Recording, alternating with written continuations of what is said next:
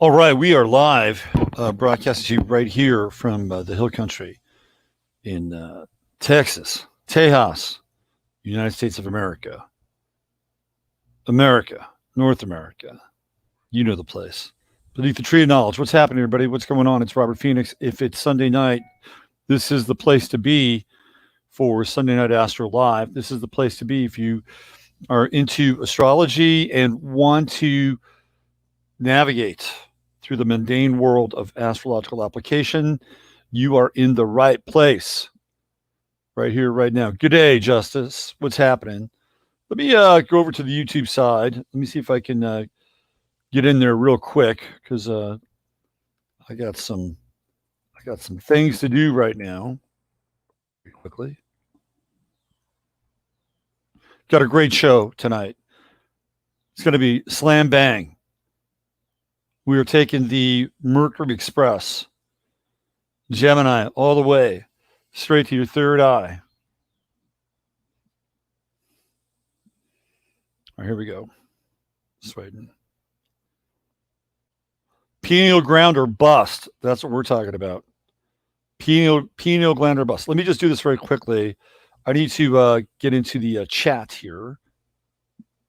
And let's see what we have to bring to the table. Uno momentito, por favor. Now, I'm hoping I can get into the chat because this is really an important. Got it. All right. Easier moderation. Yeah, there we go. All right. Let me see what we got here. Give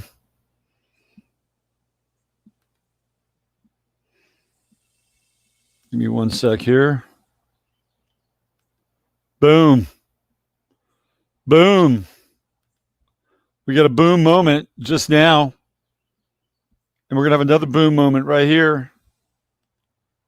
Give me 1 second. Boom. We got two booms. Now I'm coming back out of the chat here, going back into StreamYard. Because I have another place that I can watch things going down. Hey, I want everybody to welcome two new chat moderators. Miss Fifth Wall Radio herself, Kestrel, and Mr. Ivan Langley are now part of the chat moderation crew. How about that? Give it up for them. And because sometimes, things get a little hot and heavy inside Chatlandia. We need a few more sheriffs in town. So I deputized Fifth Wall and I deputized Ivan. Of course, we still have Steve Thor by the door and the amazing Ani Brito, the wench with the wrench. So we've got some extra muscle now hanging out there. And thank you to Fifth Wall, Kestrel, and to Ivan for agreeing to be a part of the experience at a more, how shall we say, administrative level. All right, we got Justice. We got Christine, Regia girl. Hi, Regia. Carrie Rose. There's Judy, Jonas, Lils, Joe Mama. What's happening? Marie. Hi, Marie. Great session with you on Friday. Looking forward to see what you and Dave, Super Dave, do with your future. Jennifer Rubin, always great to see you, Jennifer. Did a deep dive on Andy Kaufman today. Boy, I want to get into Andy Kaufman's world soon. I had quite a few holy shit moments watching the Andy Kaufman interviews. What's up, cuz? Good to see you. Anna checking in. Anna Shaban coming in now from Space City. Astro World. Faith in the house. There's Ryan, Mr. Introspective Woodworker. We got a hello from Berlin. All right, Megan, thanks for being here. You're up late. We're gonna bang as quickly as we can and get as much information. So hang in there. Not a lot of fat on the bones tonight. Who else do we have? Lady Zaga, always great to have you here. Marie, nice to see you. Mary Grether in the house. Frank Bragg. There's Christy. Liz Atwell. Easy to catch me. 11 a.m. over in Brisbane. I think you're probably happy you're not in Melbourne. Hopefully it doesn't get that intense there. Let's see. What do we have here? Sage Stearns, Charles Mazak. Did you know Jordan Peterson has been real? Yes, I did know that. I did know that. He's been trying to liberate himself from benzos. Finka Liz, there she is. And let's see, Jessica, Wabi Sabi, Cole Robbie, what's happening? Megan McIntyre, I'm getting bit tonight. Damn, I didn't spray. I got Bill Gates' little demons. There's Mike. What's happening? Double M. Amanda Pomander coming at us from Scotland. All right, Scotland in the house. There's my boy Darren from the Big Easy. What's going on, Darren? Nice to see you in here. Megan Scala. All right, we are assembling. The forces are assembling. Melbourne or Bali for now, for sure. Man, I'd say I'd stay out of Melbourne, Liz. I'd stay away from that. Mosquitoes suck out here too. Usually not too bad. I usually spray, but tonight I decided to get two. Let's just get to it. I'm really trying to hey, there's Marlene. What's going on, Marlene? Good to see Bev Wise in the house. Evan Taylor. Good to see you, Evan. Coming at us from the Land of Lakes, Butterland. Isn't Wisconsin the Butterland? Dairyland. The bugs have been strong. Hey, there's EC 289, Kaku. Jay Armstrong checking in. Myra Alexander. There's my man Kevin. We got Florida representing for Myra and Kevin. The planet is checking in right now. Just think about this right now. We got people from, let's see, we've got Australia. We have Scotland. We've got Berlin. We've got all across the United States. This is fantastic. Absolutely fantastic. Very, very cool. This is where technology really turns me on and gives me a lot of hope for the future and the present as well. We got Arizona back to back. Sticky Marks from across the pond. Fantastic. Virginia. And then, of course, the autonomous zone known as Chatlandia. Welcome, everybody. It's going to be a good night. We're going to get into some stuff tonight. You're going to be glad you're here because we're going to be looking at, I'm in Minnesota, the Land of Lakes, but there we go. Yeah, that's right, Evan. That's right. You got out of Dodge. That is the Land of Lakes. And Hannah Stimson. Happy Sunday fun day. Nathaniel Graham, Arcturus was flashing crazy last night. It's a good sign. Arcturus in the house tonight. Let's give it up for Arcturus.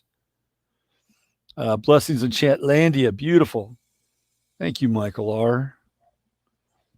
Nongo Hondo. ¿Qué pasa, Nongo Hondo? Let's see. Butter makes everything better. Yeah, hit the like button. If the spirit moves you, let it groove you. Hit that like button. And if you haven't subscribed, please go ahead and do that. Let's see. Isla's in Ohio. We're all over the place, man. This is so cool. So cool. It gets me going. But I am learning from Gemini right now. Gemini is my teacher, my astrological teacher. So I'm here to bring you brevity, clarity, and focus. There we go. Brevity, clarity, and focus. That is the axiom. The axiom. Stinky says politics to politics. Yada yada Yoda. Sorry, because I look like Yoda. Oh my God. Yeah, I could read Sticky's text all night. We would have a Monty Python version of this show. All right, let's just get right into this. All right, we've got a lot to cover tonight. Blessed Holy Father, Mother God, of the great central sun within universal light, which is the light of Yeshua, Sanado Emmanuel, we ask that only the highest and best information come through this channel at this time. And as a result, we are blessed and graced with the qualities of courage, faith, compassion, intelligence, wisdom, humor, strength, courage, flexibility, accountability, patience, commitment, and above all, love.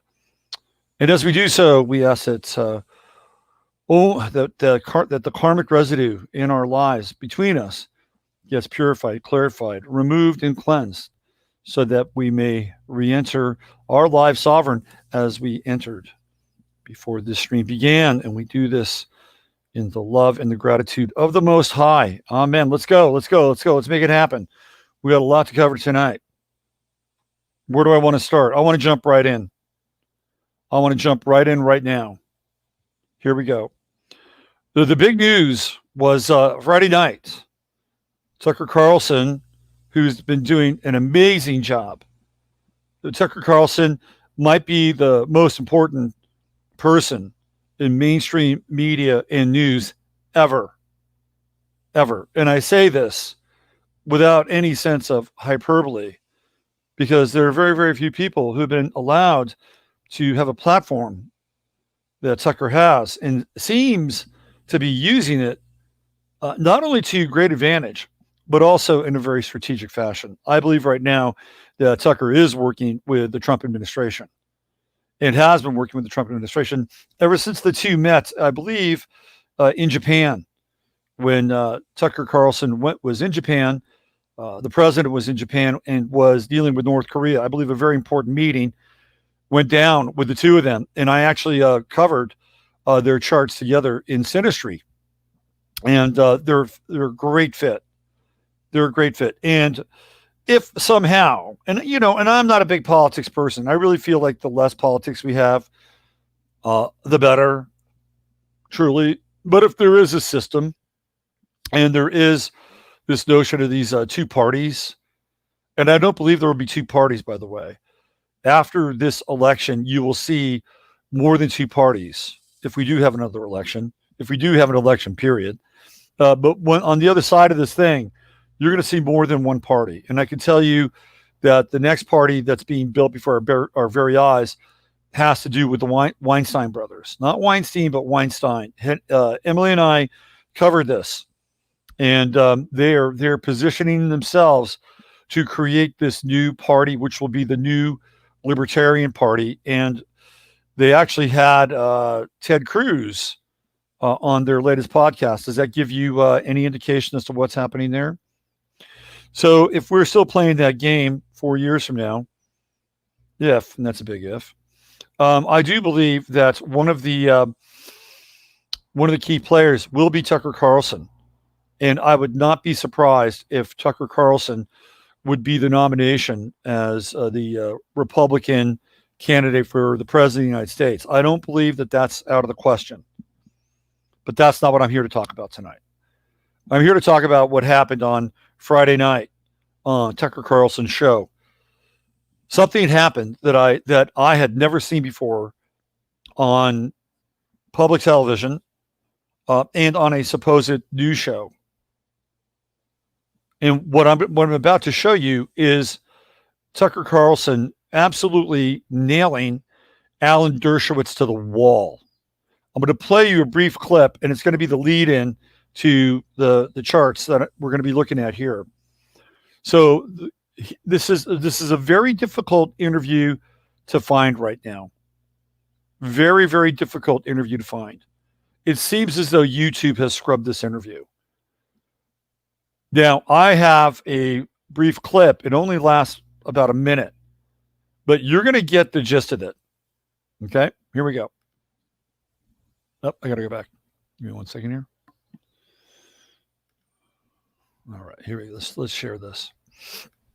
And this is the setup for where we are headed. Here we go.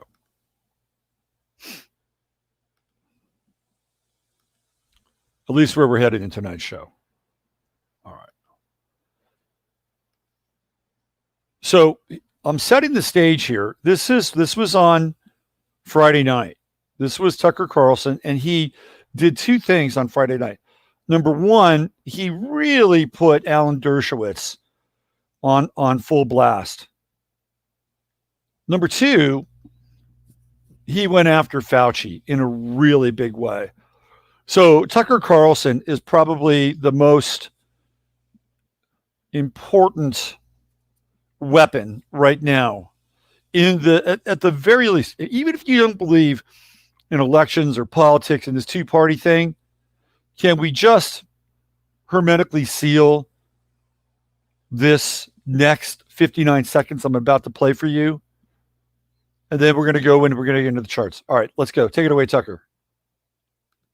But when you were on Pedo Island or at his place, when you borrowed his place in Palm Beach or your house in New York, with my grandchildren.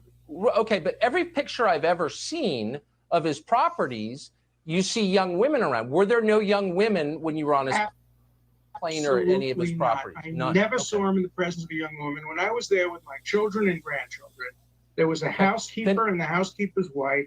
That's it. Nobody else was there. There were no pictures. I never saw him in the presence of a young woman. I never saw him in the presence of an underage woman. If I had, I would have turned him in immediately.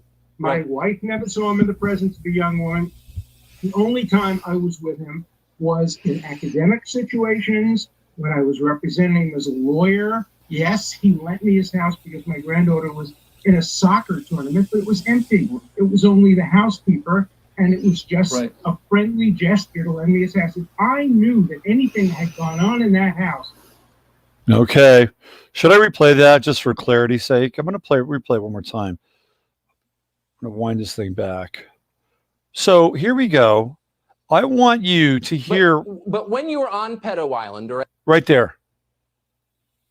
Did you hear that? He didn't say the island that was owned by Jeffrey Epstein or the island that was used by Jeffrey Epstein. He says Pedo Island. Here we go. Listen to it one more time. But when you were on Pedo Island or at his place, when you borrowed his place in Palm Beach or your house in New York, with my grandchildren. Okay, but every picture I've ever seen of his properties, you see young women around. Were there no young women when you were on his plane or any of his properties? I never saw him in the presence of a young woman. When I was there with my children and grandchildren, there was a housekeeper and the housekeeper's wife. All right, let's just stop right there. Why would you bring your children and your grandchildren to this place?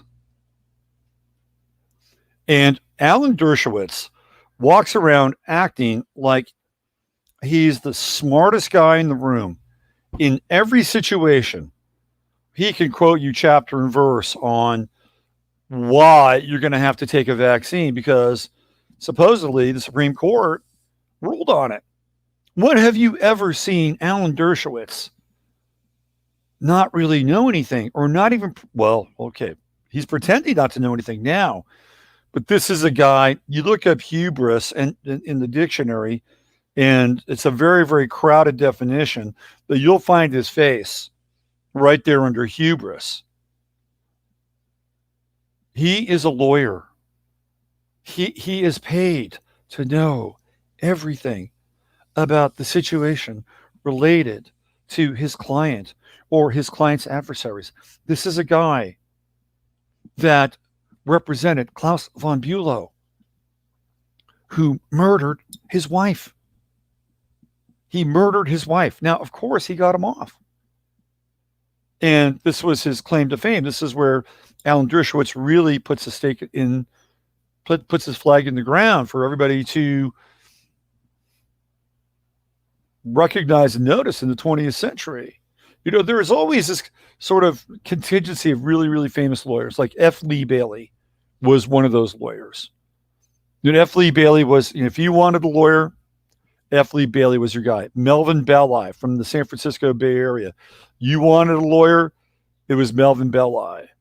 So we've seen these guys come along. Johnny Cochran. Johnny was slick, but he wasn't in the same league as F. Lee Bailey, Melvin Belli. Dershowitz would like to put himself in that category, that he would be known as the definitive lawyer of the 20th and 21st century. And you don't think that this guy has that consciousness? Of course he does. Of course he does. And so when you have that consciousness, when you want to be the man, you want to be the de facto authority on law, which Dershowitz has set himself up to be, you can't play dumb. I'm sorry. You cannot have it both ways. So he represented Jeffrey Epstein. Okay. He represented him. He knew everything about Jeffrey Epstein as a client. Not only that, but the word on the street is that he has all the videotapes. that he has had the videotapes known as insurance on all these different politicians, which is why he parades around with immunity and impunity. But now he's being put on his heels by Tucker Carlson. I don't know why. He agreed to be on the show. The only reason that I believe that he agreed to be on the show is because of his hubris, his arrogance, his pride, and his desire and strategy to attack Virginia Giuffre-Roberts. He's taking advantage of this moment because he's the smartest guy in the room. He can make his case, he can justify, and then turn the tables on Roberts. It's not going to work. And astrologically, I'm going to show you why. But let's just, for a moment, understand that Mr. Dershowitz, let's just give him, not the benefit of the doubt that he didn't know. Let's really buy into he did know, and he knew at a very deep level. He was on the plane. He's on the charter, and he even talked about that. Tucker addressed it. Why would you bring your kids and your grandkids there? Why? Because we knew, or we know, what went on there to the best degree that we can. I mean, we could go from the 14, 15-year-old, hey, let's have a massage and do some other things sort of level, to other levels that are so decrepit and so brutal, so degrading, so demonic that they really defy any type of description that I could conjure up right here. And I probably could, by the way, but I don't want to. And this guy brought his grandchildren, his children and his grandchildren to this place. Why? To have like a little fun in the sun?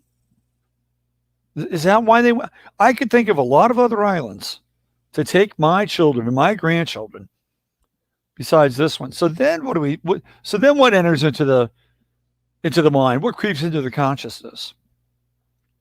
Did he pimp out his own grandchildren? I mean, if you take this out to its conclusion, of course you'd go there. Of course you would go there. But would he really do that? Or would he be so above the fray that he would just merely bring his family there for a little vacation? And why would he vacation there? He could have taken them to any number of other islands in the Caribbean. Why there? Look at him. Look at that face. Look at that face. That's not looking too good. That is not looking too good. The other thing that he brings up here is he mentions Jeffrey Epstein's place in New York City. Now, Alan Dershowitz could stay anywhere. He could stay anywhere. He could stay at any hotel in New York City.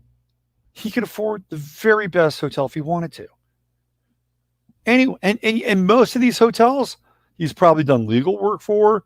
They probably give him the room. Who knows? He might even have dirt on one of the hotel families. They would give him any penthouse suite in New York City if he wanted it. And if he wanted to pay for it, he certainly has the pockets to pay for it, to pay for those rooms. But he stays at Jeffrey Epstein's place. Why is that? Why would he stay there? Oh, because it's affordable. It's cheap. He supposedly is taking his granddaughter to a soccer tournament. Right? So you're going to take her to Jeffrey Epstein's place? Why not take her to, I don't know, maybe Jeffrey Epstein's place is really close to the soccer field. I don't know. Maybe that's a justification. Here, I'm going to play this out. Here we go. That's it. Nobody else was there. There were no pictures. Okay. I never saw him in the presence of a young woman. I never saw him in the presence of an underage woman. If I had, I would have turned him in immediately. My wife never saw him in the presence of a young woman. The only time I was with him was in academic situations, when I was representing him as a lawyer. Yes, he lent me his house because my granddaughter was in a soccer tournament, but it was empty. It was only the housekeeper and it was just a friendly gesture to let me assassinate. I knew that anything that had gone on in that house. The other thing too is he wearing a wig? What the hell is going on there? Is he wearing a wig? Like, I saw him a couple of weeks ago, and he did not have that little do. This is not should be the Friday forecast. I don't know why it's like that. Liar, liar, pants on fire. He is aged 20 years and 2 months. You're damn straight. Tucker's got the look, right? He has got the look. He's always got the. Let's see if I can do it. The Tucker face. Yeah, it's like, what is that hair thing about? No. Wow, great comment. No adrenochrome. Wow, good comments. Bang. Way to go, Kestrel. No adrenochrome. Yeah, man, it's weird. It's very, very weird. Ani checking in. Good to see you, Ani. What does she say here? There are many beautiful islands very close to Pedo. Right, exactly. Why? Why that island? Oh, he could have been anywhere. He could have been anywhere. Amanda says toupee. I would agree with that. I would agree with that. All right, let's get into the astrology here.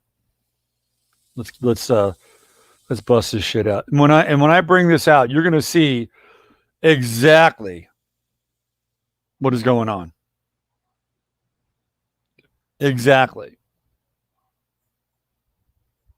All right. Let's do here we go. Oh, come on now. Come back. Where did my desktop go? Shit, man, my desktop went away. Okay, here we go.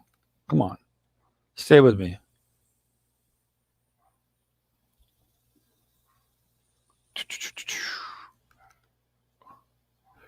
Wow, that's okay. Here we go. All right.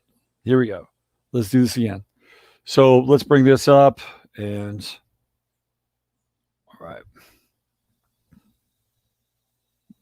So what I want to do is I'm going to put Dershowitz's chart up here because we know his birth time. It's got a AA rating. So what I want to do is I want to go back to Friday night when he's on Tucker's show. I want to look at the transits for Friday night. Let's bust those out.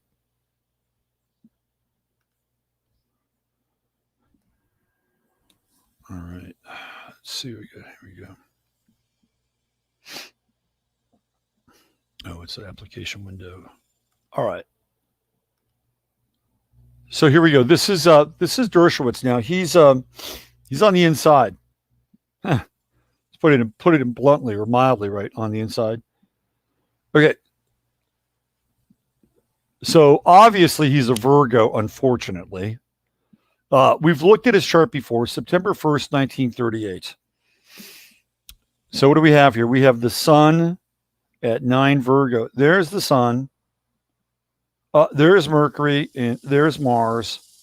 And we have the trifecta. And now Mars is interesting because it is not in Virgo. We have Mars right here in the sign of Leo, 26 Leo. Okay, 26 Leo. We have Mercury at 0 Virgo, and it is retrograde. So we have a Mercury-Sun conjunction, not uncommon. And by degree, we have a kind of a wide conjunction, not too wide. What about 5 degrees? So we have Mercury-Mars conjunction. And people, the Mercury-Mars conjunction is good for arguing. If you want to argue, you want to debate, you have a Mercury-Mars conjunction in your chart, God bless you. Put it to good use. Mercury square Mars is another aspect that really should be used for debate. You got to put Mercury-Mars on a leash. Mercury-Mars square, you got to put it on a leash. That's got to be your attack dog, because you're gonna have to go through learning and communicating through conflict. So if you got a Mercury-Mars square, it could be your best ally and your best weapon if you know how to use it. Trust me on this. But with a Mercury-Mars square, you got to pick your fights. So he doesn't have the square, but he has the conjunction. And the way this works, obviously, is we have Neptune out front.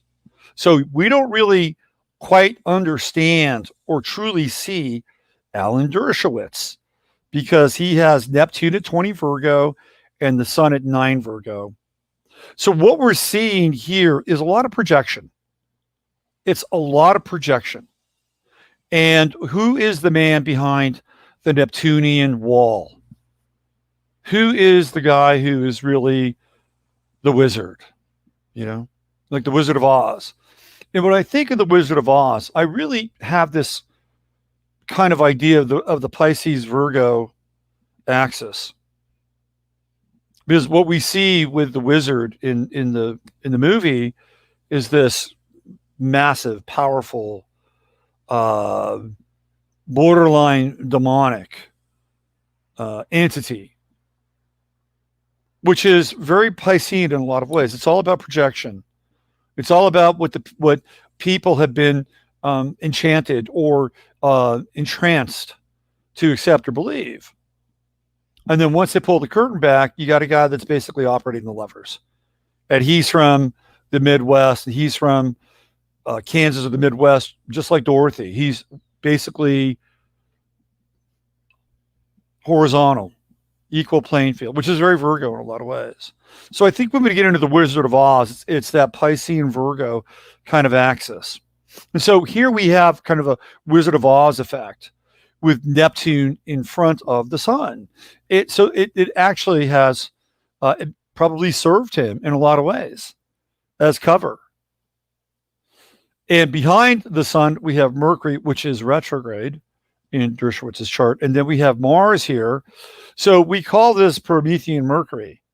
Well, why is it Promethean Mercury? Because a person or an individual whose sun is out in front of Mercury enters into situations like head first.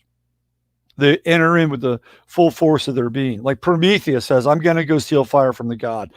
Prometheus might have thought about it momentarily, but he wasn't Hamlet. He didn't have Mercury kind of working. So, well, if I did this or I did that, and maybe I get one of these other guys to do it for me. See, that would be very Mercury-like. And that would be called Epithean Mercury, when Mercury's in front of the sun. So he has Promethean Mercury, but his Promethean Mercury is actually cloaked by Neptune in the chart. So in some ways, it's not truly Promethean. It's Promethean with an asterisk, because Neptune is really, in the most positive sense, Neptune can be, as we know, quite spiritual, and it could be very profound in a lot of ways, poetic, artistic, divine. There's great qualities with Neptune. There's also the other side of Neptune, which is about being deceitful and illusory and degrading. I mean, there's as much as we can find the adjectives to describe sort of the divine representation of Neptune, we could also find adjectives that will describe the exact opposite, taking the elevator down to the bottom, because Neptune ruled by Pisces tends to be very, very polaric.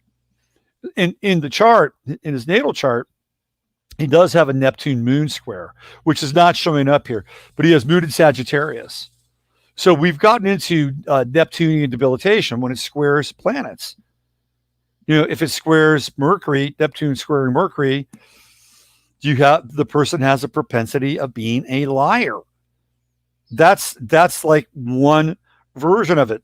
I have read for a number of people who have Mercury Neptune squares, and I can completely attest to the fact that they are not liars.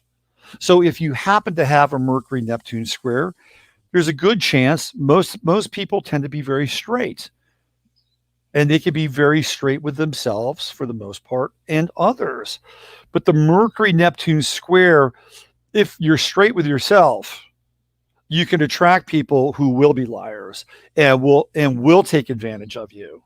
They will take advantage of language. They will confuse. They'll confuse you.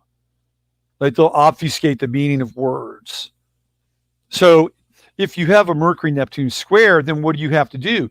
If you yourself are not a serial liar, then you need to figure out how to deal with people who are in your environment. You got to have your radar up. And those are hard lessons to learn sometimes. Very hard. So when I say these things, like, oh my God, Robert just said I have a Mercury Neptune square, and I'm a fucking liar. I'm a fucking liar. How am I going to find this? How am I going to find this? Where am I? Where am I? That's not true. Just let that go, okay? Let that go. But there are some people, and they're probably not watching this, who do have that. Now, Trump has it in his chart. And let's look. Trump has played a little fast and loose with the truth at times. Let's be honest about that. And I've talked about this before. Trump is also somebody who is hooked on the power of positive thinking. Jupiter also plays a role in his chart. Jupiter in the sign of Libra in the second house. Guess what Jupiter's doing? It's squaring Mercury in his chart. Is that a terrible square? I don't know. I don't think Jupiter squares are terrible. So when Trump says they're doing an awesome job, they're doing a great job, Mike Pence doing a great job, he may think Mike Pence is a complete asshole and nobody to be trusted, but he'll say that he's doing a great job for many reasons. Number one, he'll want people to hear that because he needs people to trust Mike Pence. Okay. That's number one. Number two, he needs Mike Pence to hear that. That's important. Right. And number three, he is able to stay positive. What if he came out and said, right now I'd like to thank Mike Pence for doing an absolutely shitty job and basically taking advantage of the situation and really having me in his crosshairs to become president of the United States. I don't think that would fly very well. I don't think that'd go over really well. So we can see this with Trump. He does this. So with Trump, you get both sides of that blade, because there's the other side of Trump, which has not always been truthful. Not always been truthful. And none of us have always been really truthful. Anyway, so debilitation with Neptune. I went off a little bit of a tangent there. Debilitation with Neptune. You get into Neptune-Venus squares, that is debilitation in relationship, and debilitation with possessions, debilitation with contracts, and deceiving oneself, right? Deceiving oneself about the motivations for being in a relationship with somebody. Or that could come at you as well, being deceived by another's motivations with a Venus-Neptune square. In most cases, since most people, I think, are good, and most people have good intentions, that the squares to Neptune usually result in a case of naivete and wanting to do well or wanting to do good, but being burned and being taken advantage of by other people, generally speaking. Mars, Neptune, that's tricky. We get into Mars, Neptune, we get into addiction. To me, that's an addiction square to Neptune. Mars, Neptune squares can also really stress the victimization side of one's persona. And one has to be very, very careful about not setting themselves up for being a victim or being victimized or feeling like they're a victim. Like, these are really, really important squares. I think the Neptune squares are the hardest to deal with. And he's got one with the moon. So there's very interesting things. Now, if the moon represents the feminine principle, Venus kind of does as well. But if you look at Venus, it has co-rulership with two signs. One, Taurus, is clearly feminine. The other, Venus and Libra is not. Libra is a masculine sign because it's an air sign, right? So with Venus, we have co-rulership. With the moon, we got one ruler of the moon, whatever that thing up there is. And it is feminine. So he has a Neptune square to feminine energy. And he has moon in Sagittarius, which, if you're a lawyer, I guess it can be good, because with moon in Sagittarius, you can build cases on emotion.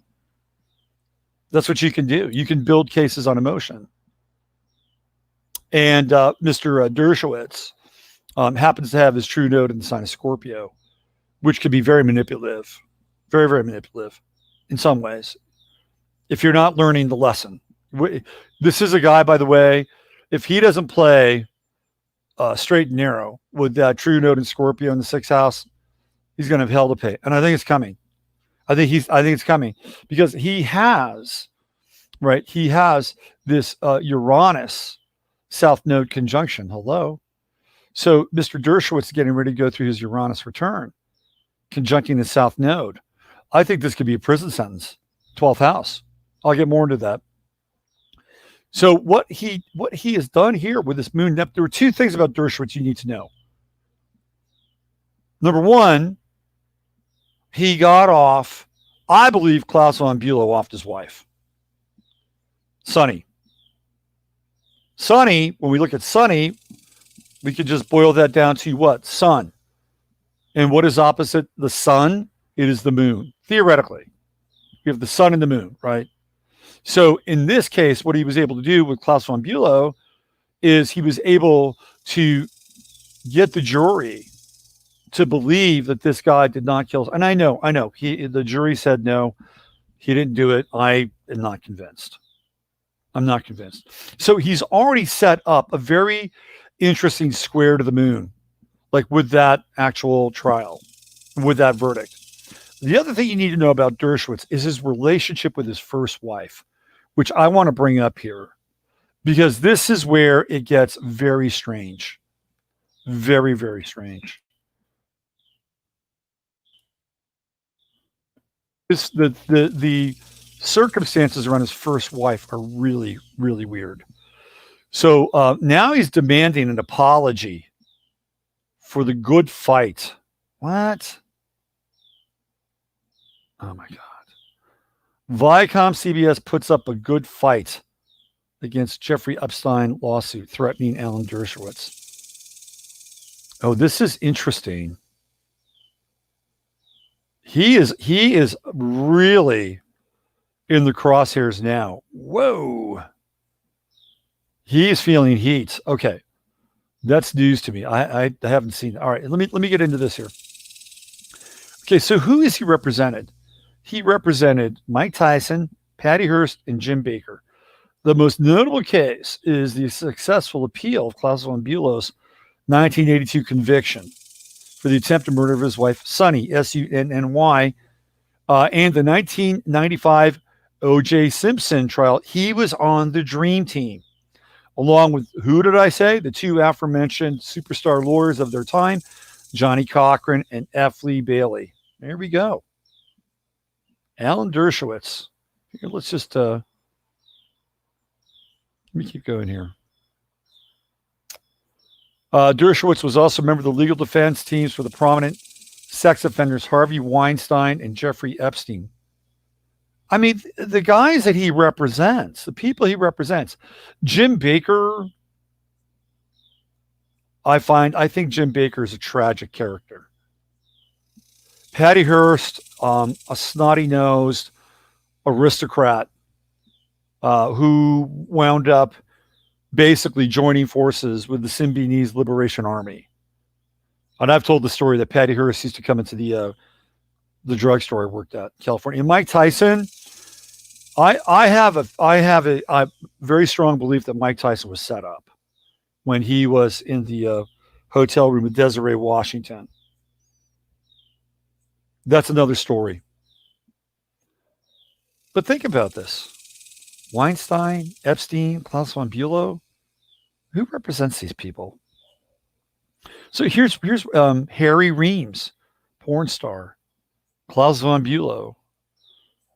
Mike Barnacle, who was the journalist / reporter. O.J. Simpson, Epstein. Now, he supposedly represented Julian Assange. Did not do a very good job, apparently. Okay, and then there's the relation with Trump. Now, was Trump playing Dershowitz? Was Dershowitz a stand-in for Roy Cohn? Question mark. I want to really let me get into this here. Okay, this is very intense. Very intense.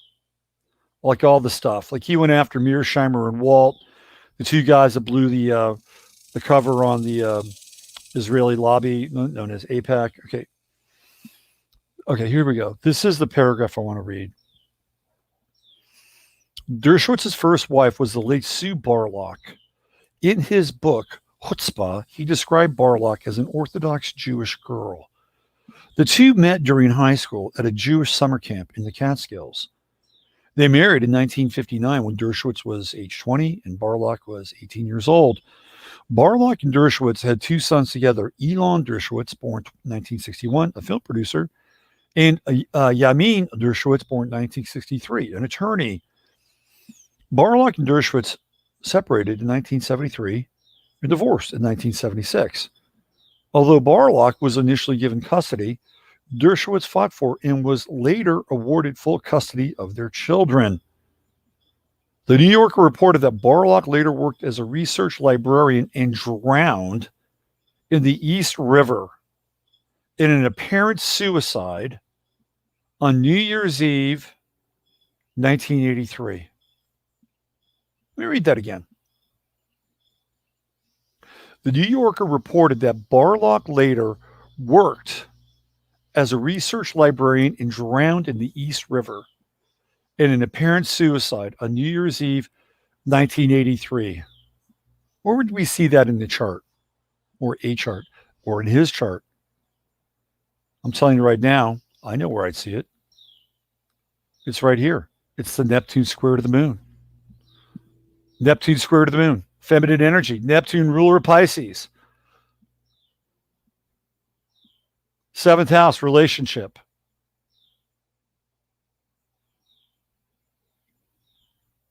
All right. When he was on Tucker Carlson, guess what? Mars was conjunct his Saturn. Transiting Mars was conjunct his natal Saturn in Aries. So he has Saturn in Aries at 17 degrees. Mars was at 18 degrees, 1 degree off of his natal Saturn.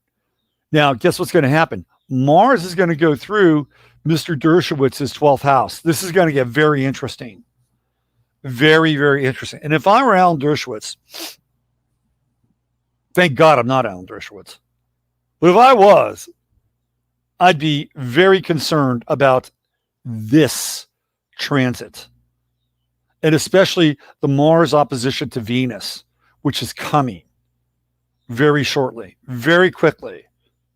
Because he has Venus. God, I hate this. But the guy's got his Venus right around the same degree as my Venus. I hate that. Just like I can't stand that Tommy Lasorda is born on my birthday. Anyway. So here we go. He's going to have this Mars-Venus opposition. Like, this is big stuff. Really big stuff in his chart.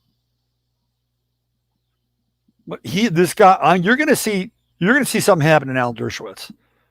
I would not be surprised if Alan Dershowitz somehow fakes his own death over the course of the next 2 to 3 weeks. I would not be surprised.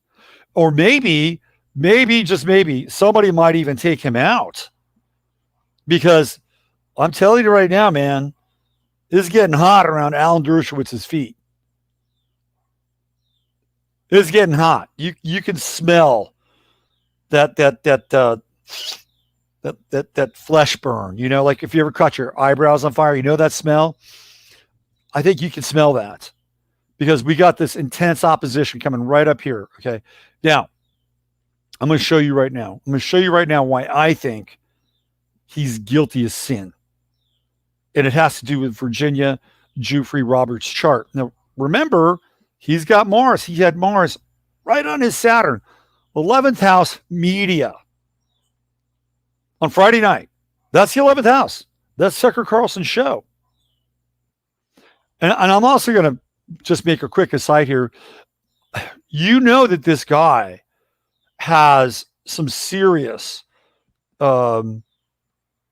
evidence. I think he has some serious goods because he's just gone through a Saturn-Pluto transit of his 8th house, and he's still standing.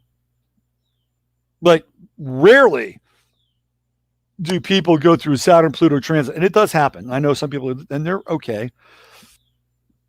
But it's pretty intense, right? Pretty intense to have a Saturn-Pluto transit going through your 8th house.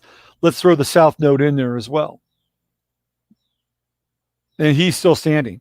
Now, Saturn and Pluto, they have now moved out of his 8th house. So all that 8th house material, you know, the dungeony stuff of the 8th house, guess what? It's moving up to the 9th. And the first thing that's going to happen when we have the super conjunction is, guess what? This guy's got Pluto at 0 Leo. So he's going to have the super conjunction right there, conjunct together, opposing his natal Pluto. Where is it going to be? 8th house. Ruler of Sagittarius, ruler of law. This guy's in the hot seat. I'm telling you right now, I thought for a while that Dershowitz could use his collateral to keep himself out of hot water. But I think those days are coming to an end. I really do. All right, let me show you why I think he's guilty of sin.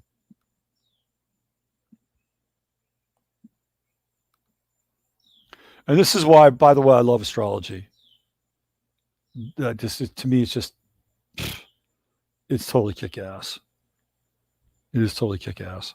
Okay, so we know what Dershowitz's chart is. We know that he has a time of birth, a rising sign, whole 9 yards, right? We know that. Okay. It's a AA time. Now, we know that Virginia Roberts, well, I know her birth date. It's August 9th, 1983. And I'm going to show you right now why I think she is telling the truth and that Dershowitz is doing everything he can to deflect and redirect the attention onto her, calling her a serial liar and using the oldest trick in the book, the absolute oldest trick in the book. And I have the proof right here. I have the astrological proof right here. This is his chart. That's his chart. Okay, we've seen it. Gemini ascending, correct? There's that moon, 7th house. Look at where Virginia Giuffre-Roberts planets are. Look at that. Venus-Sun conjunction. Venus-Sun conjunction. Robert's Venus is at what? Is that 8 degrees on? It's almost a direct hit right on Dershowitz's sun. Look at that. Right there. Right there. Relationship. And it's in Dershowitz's 4th house, which means that I would even conjecture, and maybe Ms. Giuffre-Roberts may not have a memory around this, or maybe she does.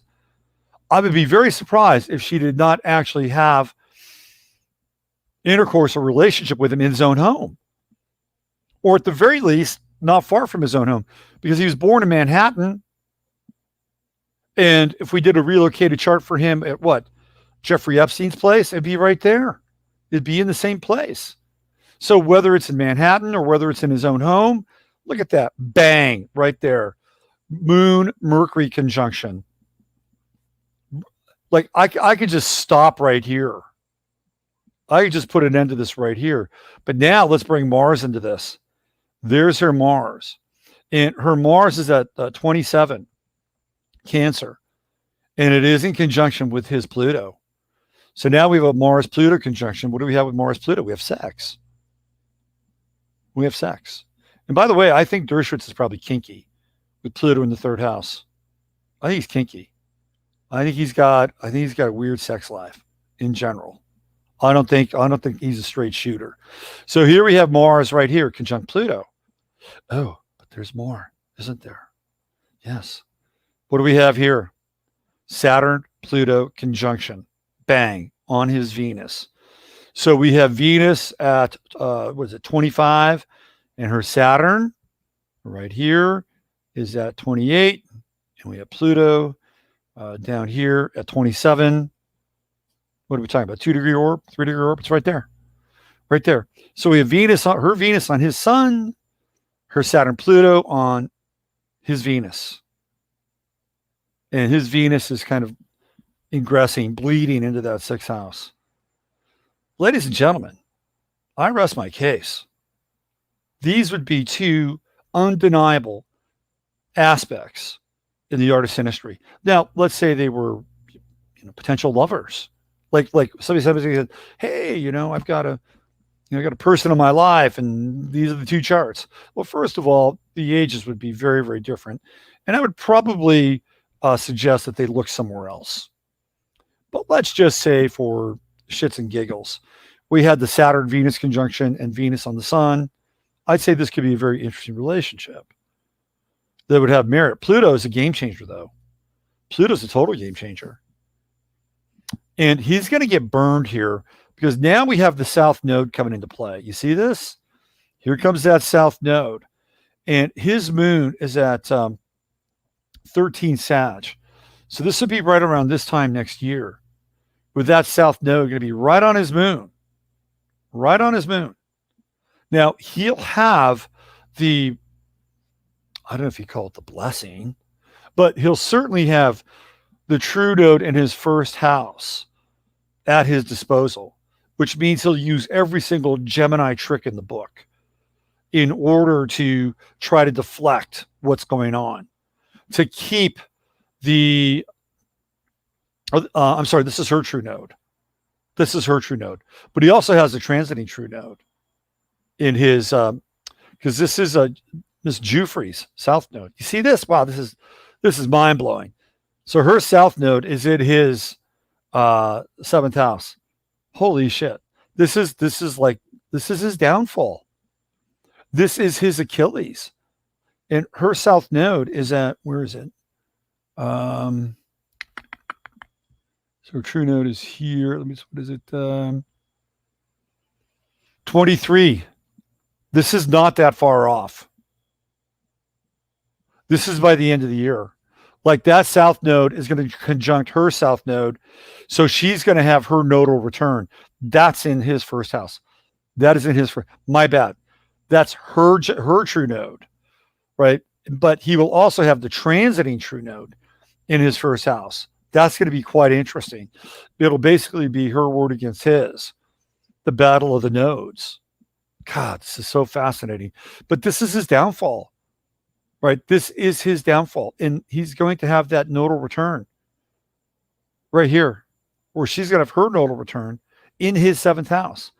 And by this time next year, that South Node will be on his moon. If he lasts that long. I'm not sure he will. Not with that Mars transit going through his 12th house. He could be expendable. I shit you not. He could be totally expendable. To me, this is the proof in the pudding. And look where her sun is. It's right on his IC. She has been in this guy's house. And her sun is in Leo. She's a child, right? She was young. Right here. Bang. Wow. That is total wow. Her Chiron in his 12th house. That's his undoing. Also, Chiron in the 12th.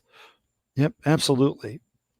Absolutely. Her Chiron, because that's the wound, right? And it comes out of nowhere in Gemini. It feels like somebody comes just out of the woodworks and begins to speak, begins to emote, begins to give voice to something very deep and wounded. And that 12th house can be very dungeon-esque. All right, so what's her Chiron at? All right, her Chiron is at, where'd we go? It's going to be right there. Her Chiron is at 2 Gemini. 2 Gemini. That's interesting. So it's right at the beginning of Gemini, but at the end of the cycle. And people have Chiron in Gemini or Chiron in the 3rd house often are accused of being crazy, or they're accused of having sort of different versions of their reality. And that's not always the case.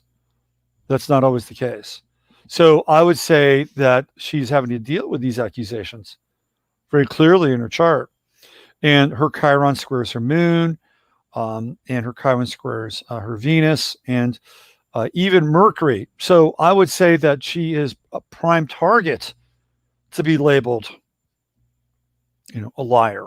But the one thing that she doesn't have is she doesn't have the squares to Neptune. She doesn't have the squares to Neptune. And I've looked at her natal chart. I can throw her natal chart up here. She does not have the Neptune squares, which in this case, I think are vitally important, at least to understand what we're talking about here. Okay. So let me bring this up. So I think I just have her, I tried to find a reasonable rectification for her time-wise. And I'll tell you what I went by. I went by Ghislaine Maxwell's chart because Ghislaine Maxwell is 0 Capricorn.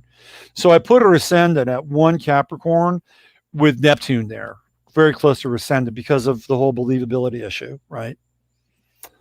And the South Node in Sagittarius being in places like Epstein Island, in the dungeons, in a foreign country, etc. And I also wanted to put Dershowitz's son in the 8th house. So this is what I came up with as kind of a rectified model of her chart time-wise. And also Pluto on the midheaven, because we're dealing with very Plutonian energies when we think of her. Am I right? Front and center right here. So again, where's Neptune in the mix? We don't see the Neptune squares. There's a Neptune, or is it? There's no Neptune squares here. In fact, Neptune, if anything, is trining the sun and it's trining the moon. So Neptune is actually an ally in this chart, even when they're in very different signs, Sagittarius, Virgo, but it's by degree. So I don't believe she's lying. I don't think she has the capacity to lie. I don't. Maybe with Neptune on her ascendant, she had to tell her story at certain times in her life in order to protect who she is, especially with the inconjunct or the quincunx with Mars. But I don't think she's a liar. That's one thing she is not. She's not a liar. Because if Neptune was in square with any of these planets, I would say, well, we need to really revisit her story. I'm going to rule that out. I don't think she's a liar. Let's just rule that out right now. So this is going to be very interesting. This is an evolving story, rapidly evolving with Alan Dershowitz. And I'm telling you right now, he is the key. He is the skeleton key to it all. It's like you don't go after Ghislaine Maxwell. Oh, you could. You don't go after Jeff Epstein. Oh, you could. You don't go after Bill Clinton. Oh, they are. They are going after Bill Clinton. Well, I think Bill Clinton is. I think he's dead. I think he's meat. I think he's meat. I think it's Clinton, and I think it's Clinton, and I think it's Dershowitz, and I think they're going to play each other off of one another. That's my sense. That's my sense. What if Clinton, whoever Clinton is or whatever Clinton is, basically turns evidence? He could. He very well could. What if he turns evidence against Dershowitz? Bill Clinton's one of those guys that whether you like him or not, and I really don't care for him, and I believe he's actually a tragic figure. I believe Bill Clinton to be a tragic figure because of his upbringing and background. And I don't have much sympathy for him, but I believe him to be a tragic figure. Because if you look at him, and we've looked at him at him in his catatonic and trance-like states as he was being prepared for one of his interviews.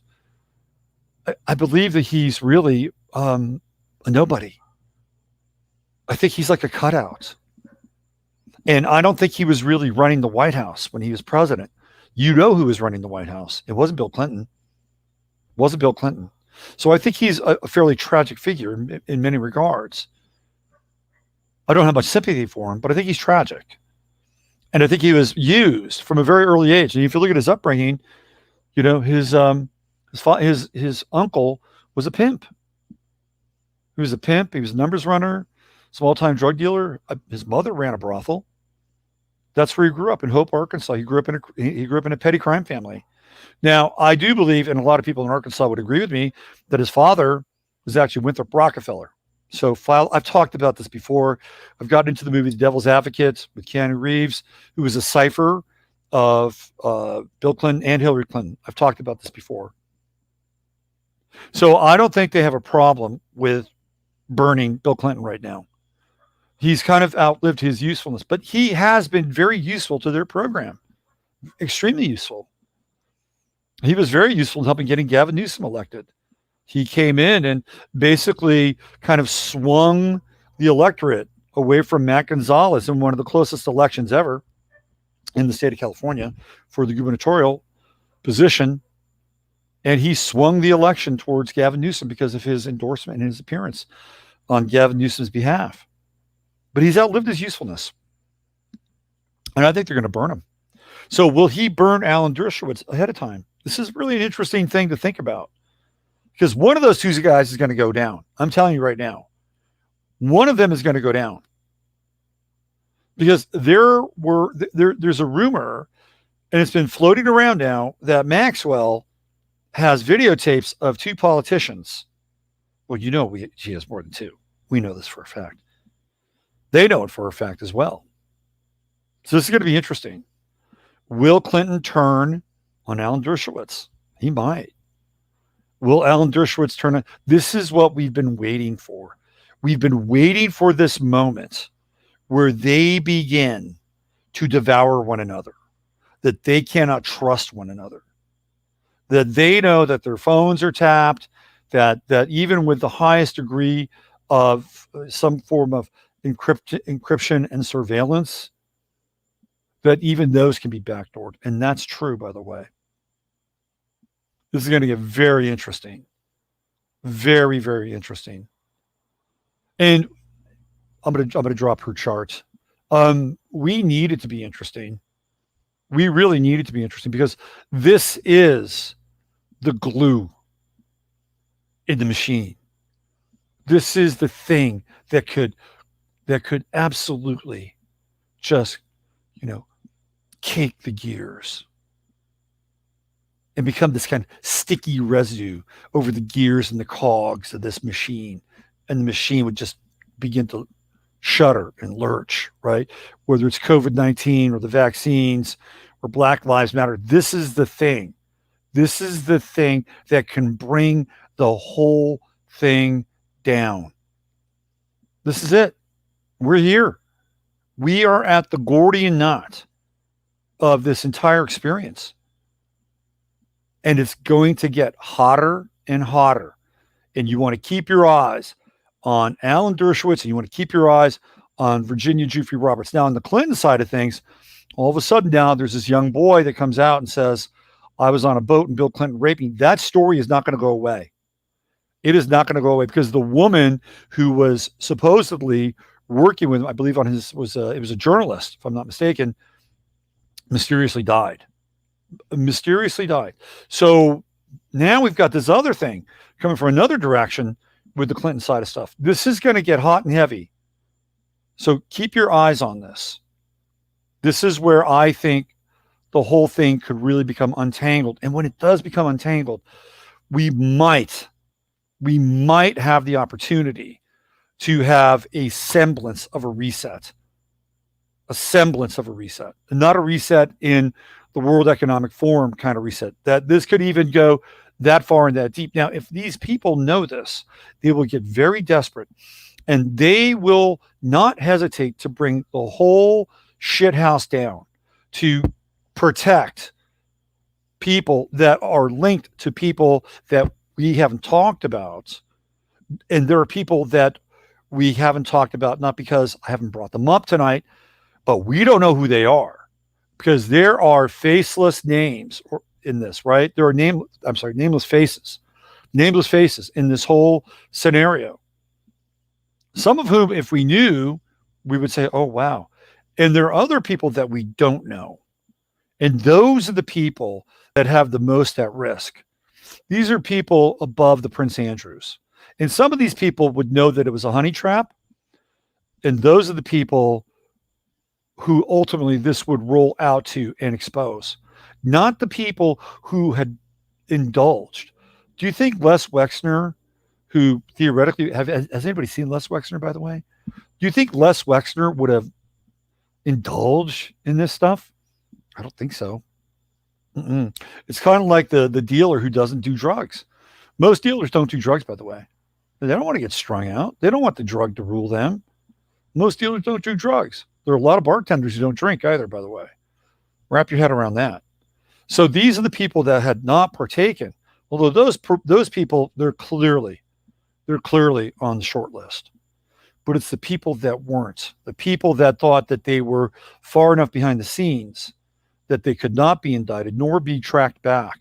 These are the people that have the most, in my estimation, the most to be concerned about on their level. But if that's true as well, then we need to be concerned about them as well, because that means that they have a lot of power and they would not want any of this circulating back to them. None of it. So what would they do in order to put the brakes on basically the people that are applying the glue to the gears? Now we're in a very interesting game. We're in a very interesting, and quite frankly, a game that we don't have a lot of control over. We're almost like NPCs in that world, right? So this is going to get very interesting because Dershowitz is on the hot seat and Bill Clinton's on the hot seat. And from what I could tell with those two charts, that's an exact match. That's an exact fit. She's not lying. She is not lying at all. And by the way, her birthday is coming up, August 9th. That'll be a very interesting time for Miss Giuffre-Roberts. All right, let me check in with you guys. I'm about ready to pop off this subject and get to the next one. Where are you at? Funky reflection on Robert's glasses. Yes. The reflection funk. All right. Seems like people are moving, disappearing. Well, people are moving. That's a really good topic of conversation to bring up. Trudeau to Gemini, if you look around, you'll notice, and I see them all the time, I'm seeing moving trucks in my town all the time. And guess what? I can tell you, they're not moving out. They're moving in, okay? We are looking at one of the greatest migratory periods in modern history right now. It's happening. You look up the rates of trying to get a U-Haul trailer from Seattle or Portland to a place like Boise, they're triple. They're triple than going from Boise to Idaho. I'm sorry, Boise to Seattle or Portland. They're triple the amount. So yeah, there is a lot of movement. A lot of movement. Check out an interview with English insider Charlie Ward. He's got promising news of a reset coming soon. Well, what does the reset mean? What does the reset mean? Is it Nasara? Is it Nasara? With Sea City, me too, Robert. I saw a movie truck yesterday. Yes, people are moving. People moving to Idaho in droves. Frank is up there. The Great Migration is happening. Ani, I want to know when your Great Migration is going to happen. I want to see some videos of the Anivan. The Anivan. Lots of people moving to Colorado too. Yeah, they are. It's got to be the right places though. I think people are leaving Boulder. Absolutely. I think, in fact, I know that's the case. All right, let's get into the next part of the show. Anyway, what is the reset? I mean, is it going to be the Nassar style reset? I don't know. You know, when we get into reset, it's a really, really loaded subject, super loaded subject. It's a very loaded subject because you'd have to take into account that there are at least two versions of the so-called reset. There's a World Economic Forum version of the reset, and then there's another version of the reset, which would be what? You know, some sort of a crypto connected to what? The absolute zeroing out of debt, which I think should happen, by the way. If there's any reset that needs to take place, that's what needs to happen. That every single country that's beholden to the World Bank and the IMF, they need to have their debt zeroed out, period. Everybody needs a fresh start, okay? Everybody's personal debt needs a fresh start. And I don't care if it's student loan, whatever, across the board. Unless you have I think we have to re-examine mortgages. I think we have to re-examine a mortgage. And that if you have a mortgage on your house, there's a reset in the value that's assigned to that mortgage. But I'm all in favor of zeroing out of all debt. If that's what the reset is, then I'm all for it. And then we're going to have another version of valuation in what we consider to be the thing that has economic weight and ballast. And that should be up for discussion. But if there's any reset, I think it should be the zeroing out of debt across the board for countries and for individuals. We all need a fresh start. We all need a fresh start. Yep. Mortgage literally means death note. Yeah, it does. Absolutely.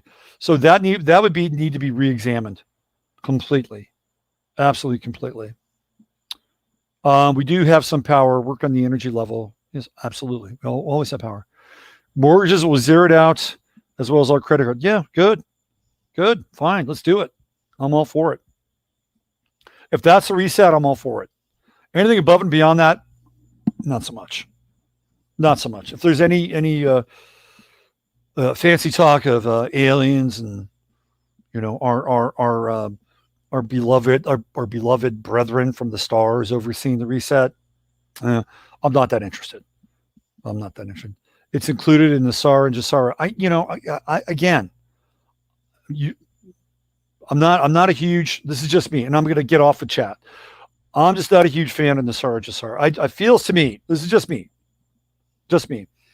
It feels like there's invisible strings attached there. That's my sense.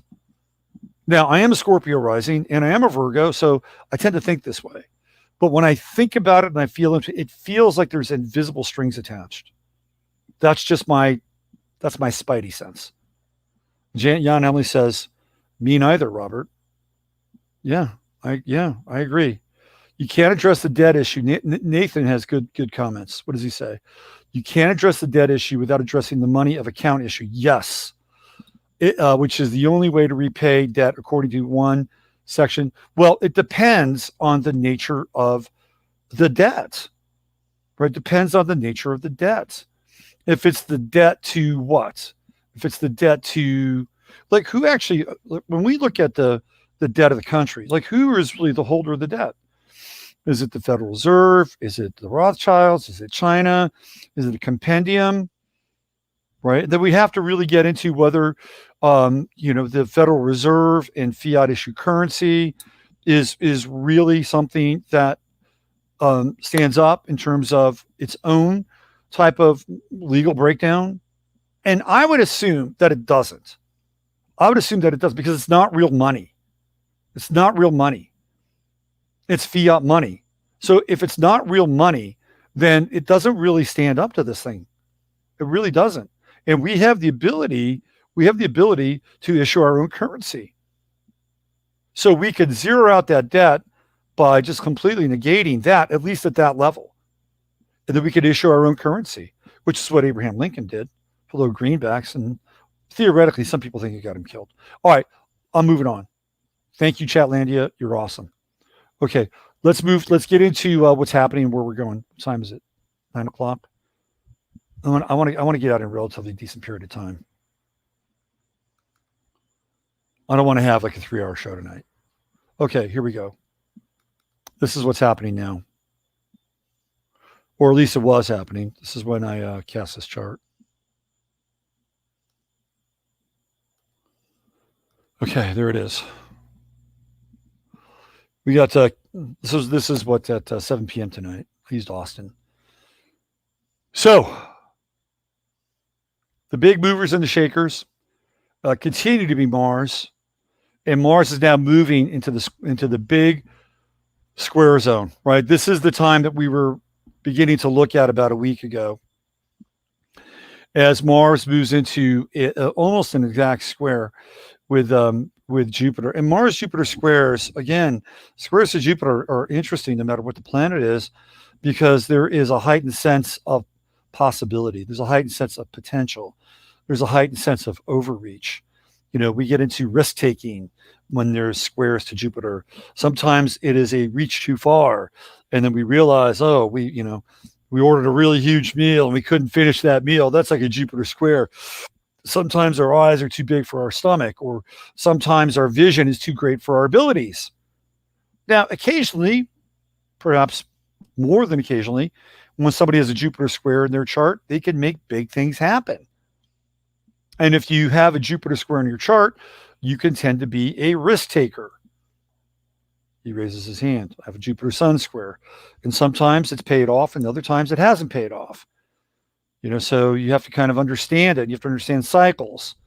So Jupiter squares are not bad. It could be worse.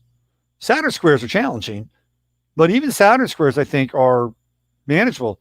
The Pluto squares and the Neptune squares, and occasionally the Uranus squares I think are the toughest squares. And out of those three, Neptune, Pluto, hands down. Okay. So we have that Mars square to Jupiter. Right. So this is a time to develop your fighting spirit. So if you are deficient in the courage department, a Mars Jupiter square can actually be your friend. You can muster up your courage. You can muster up your ability to take things on with a Mars Jupiter square. Now you want to pick your battles. You want to take your Mars Jupiter square, say, into the streets of Portland. No, I don't think that'd be a good exercise. I don't think it'd be a good exercise. But I'll tell you what is happening. We're starting to see now that police departments are not taking a knee. Watched a live stream yesterday from Rockford, Illinois. Guess what happened? The Antifas came to town, and they lasted all of about maybe 15 minutes, I swear to God. It was one of those back the blue rallies, which whatever. I'm not a huge fan of that. But I guess these guys need to know we have their backs. That's fine. I'd rather have that than, I guess, defund them. I just rather have the sheriffs run everything. I don't want to get into that. I got into that before. But that's what happened. Like the Antifas came in. They had a back to blue rally. They knew it was happening. And guess what? They swept them off the streets. It was almost like they set the bait for them. It was almost like they set the bait for them. And I swear to God, they were gone. Right? I saw this a couple days ago in Springfield, Oregon, where Antifa decided to go to the suburbs. Bad choice. Bad choice. They were run out of there very quickly. I guess they got on their Antifa buses and moved out of Portland or Eugene to go into Springfield, and it didn't go well. They got run out of town. We saw it last week in that small town in Colorado. Happened last night here in Austin. They came to downtown Austin, and guess what happened? They pushed them. The police pushed them all the way to Highway 35. And there's a video of this guy, his brother, he's in his car, he's in his truck, and they're, the stupid shits are blocking the highway. I mean, come on. And the guy gets out of his truck. Like I said, he's a brother, and he's screaming at him. And he's saying, get the fuck out of my way. I'm a black man, and I got to get to fucking work. Get the fuck out of my way. I got mouths to feed. You know that 90% of those dimwits on the freeway are not black. I'm sorry to break the news. They're not black. I'm not sorry to break the news, actually. I'm actually more than happy to break the news. So what did they do? Well, they just got right out of the way. They gave him a little tap. Okay, go ahead. You've established your bona fides and your credibility. So I guess now they understand that there are certain black lives that really do matter, and they are getting the message, right? There's that Mars Jupiter square. We're starting to see this now. We're starting to see the pushback is starting to happen. What about your own life? We got into a little bit of an interesting discussion at the end of Friday's show about mask or no mask. Do you want to risk the fine? You're going to have to stand up at some point in time. I'm just telling you. You're going to have to stand up at some point in time. Make your stand. Somehow, some way. I'm not saying you not to wear a mask. But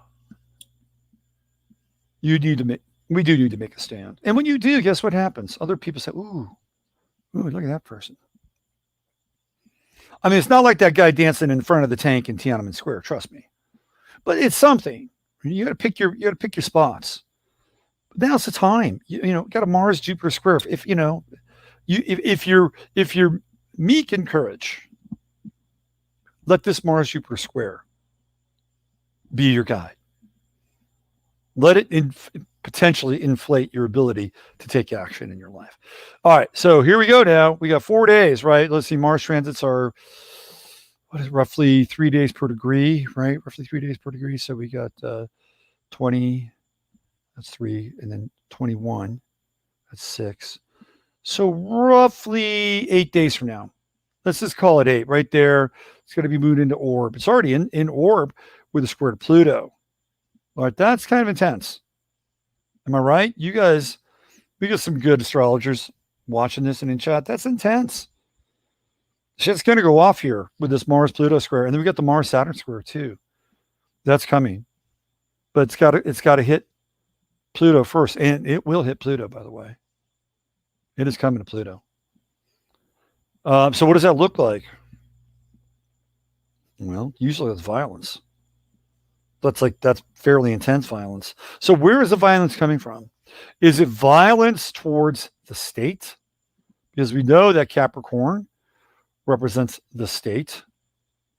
Or is this the individual who is fighting against this over-amplification of these Capricornian forces?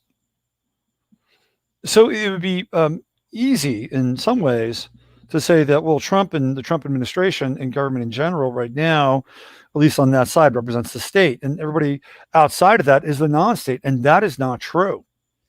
That is not true.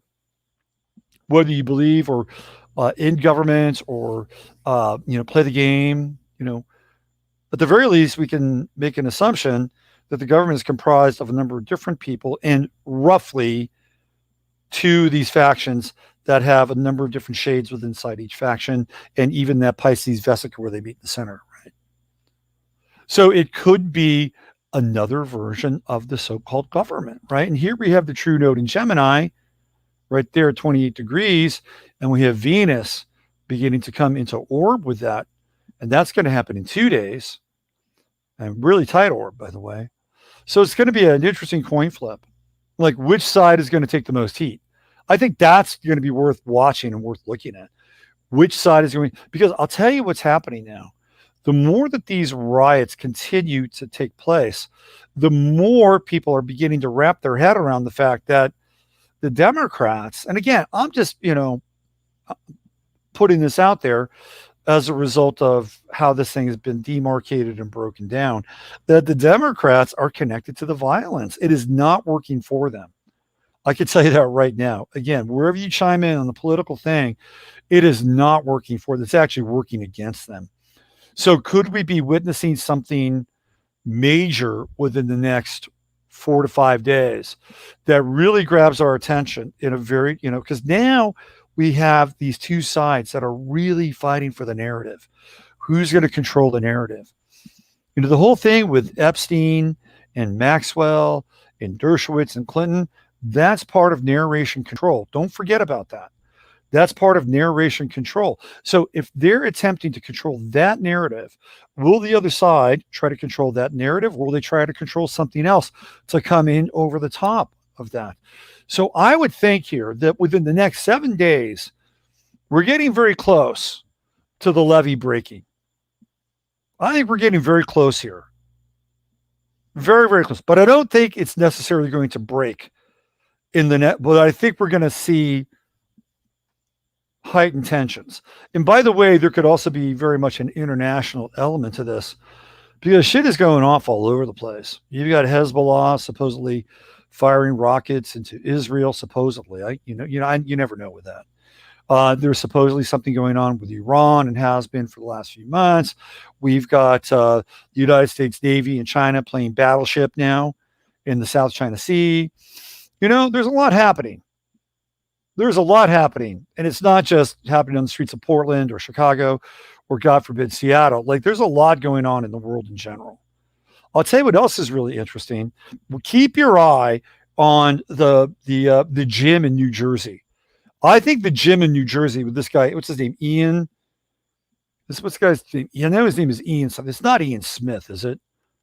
I don't think it's Ian Smith. I hope if it's Ian Smith, it would be very ironic now, wouldn't it? With Ian Smith being the former leader of Rhodesia. Let's see this. What do we have here?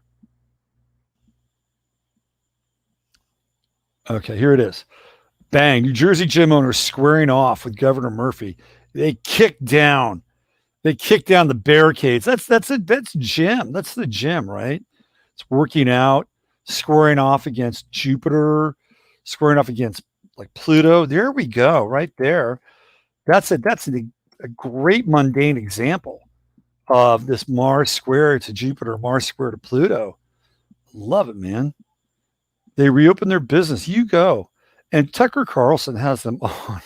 And the guy's beard is going to go down in history. Like, I think when all this is said and done, there'll be some enduring petroglyph of this guy's beard somewhere. We'll look at this face, and they're going to turn this like image of this dude into a god. That's what I think. Achilles Gym. It's Ian Smith. That's his name. Isn't that interesting? That's the same name as the former leader of Rhodesia. God, this life is a trip, man.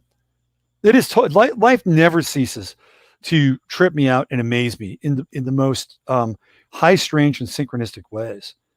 You guys want to see him in action? Here's your Mars, right here. I love this shit. That's not it. Hold on. Here's your Mars.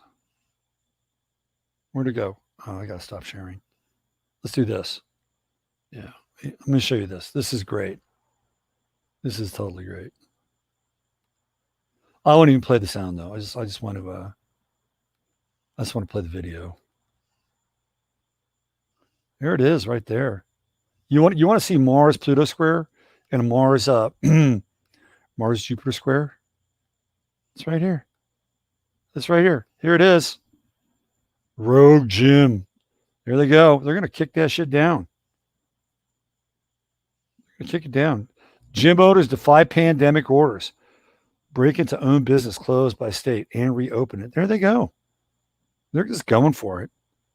And it's, you know what this is too? This is a community event. Boom! I love it. Put that Mars in action. That's more red X's. I want to be safe and everything. I don't blame him. Just, do it. So, there he is. This mask is useless as our governor. Big Brother is more scary than COVID. Look at that. Look at that. There they are. Achilles. There's Ian Smith, the dude with the beard. This guy will be he'll be seen as a god in the future. All right. This is sort of like how Zeus and Hercules got their start. This guy is the Hercules of our time. He's the kind of the Greek god of our time. In an interesting kind of way. Am I right? This is it. Come in.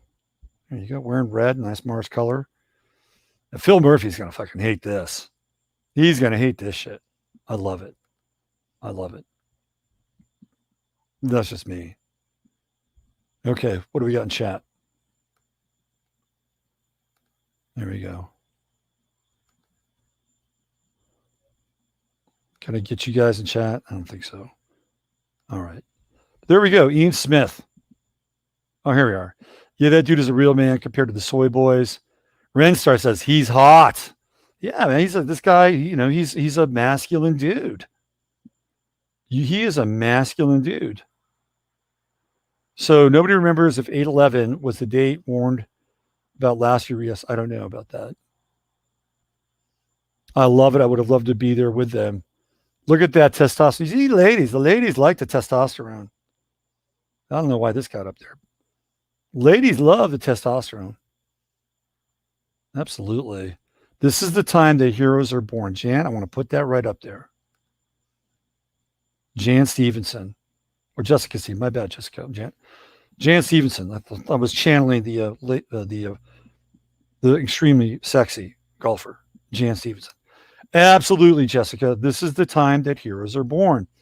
Three Gorges Dam. Could be, Rob. It's been threatening to blow for a while now. Definitely been threatening to blow for a while. When the levee breaks. I think it's that Mars-Pluto square. That's what I think. Yes, absolutely.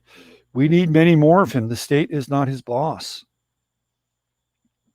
I need a real man to help me with my farm. Look, I think there's hope for soy boys. You just have to get them on the right diet. I have faith that even the soyest of the boyest can get the soyest of the boyest, the soyest of the goyest boyest, that they can actually receive some healing and they can find their inner Ian Smith. Okay. Let's see. What else do we have here? Is it true Newsom is selling off California to the CCP? Well, that seems to be the chatter, right? That he's selling giving them a bunch of money and getting masked. But this has been going on for a while with California. So the Bay Bridge was built by the Chinese, and Arnold Schwarzenegger finished the deal that was started before him by, if I'm not mistaken, who was it? Was it Gray Davis? I think Gray Davis started that deal. It might have even gone pre-Gray Davis, which I think might have been Pete Wilson, one of the most corrupt motherfuckers in the history of California government and government in general. Pete Wilson should be in prison. Pete Wilson did a deal with Enron to basically shut the power off in California. I'm sorry, I'm getting a little political here. And put people at risk. People that had real medical conditions, whose medical machinery could go out, and Pete Wilson put them at risk so that they could buy power from Enron, from their grid.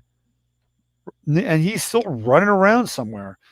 So California has been doing deals with China for quite a while.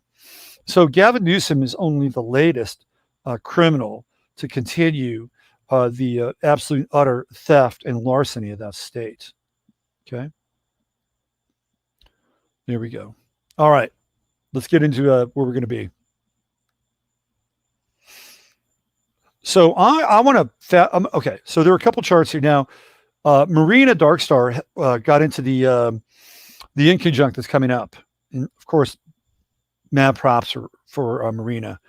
Great astrologer, really great astrologer. And I'd love to have her back on my show again at some point if she wants to be.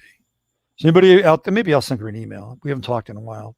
So where do I want to go now? I want to go to, how about August 15th?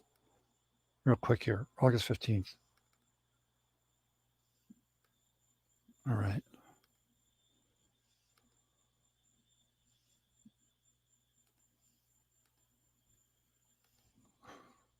Oh man.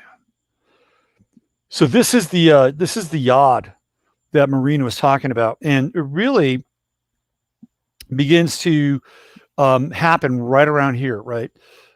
Because, well, a little bit before this. So I guess we could move this thing back to roughly, I don't know what, 13th of August. Let's say 13th of August. So now we've got this interesting yod. What is a yod? A yod is two inconjuncts, which is what we're talking about here. Why are these inconjuncts? They happen at 150-degree angles, and they must be within a 3-degree orb of the planets that are on the other side of the quincunx or the inconjunct. And we can see that Pluto qualifies, as does Saturn, and Neptune certainly qualifies. Here we have Mercury and we have the Sun together, inconjunct, the sextile between the two, and bang, there's your yod. Okay?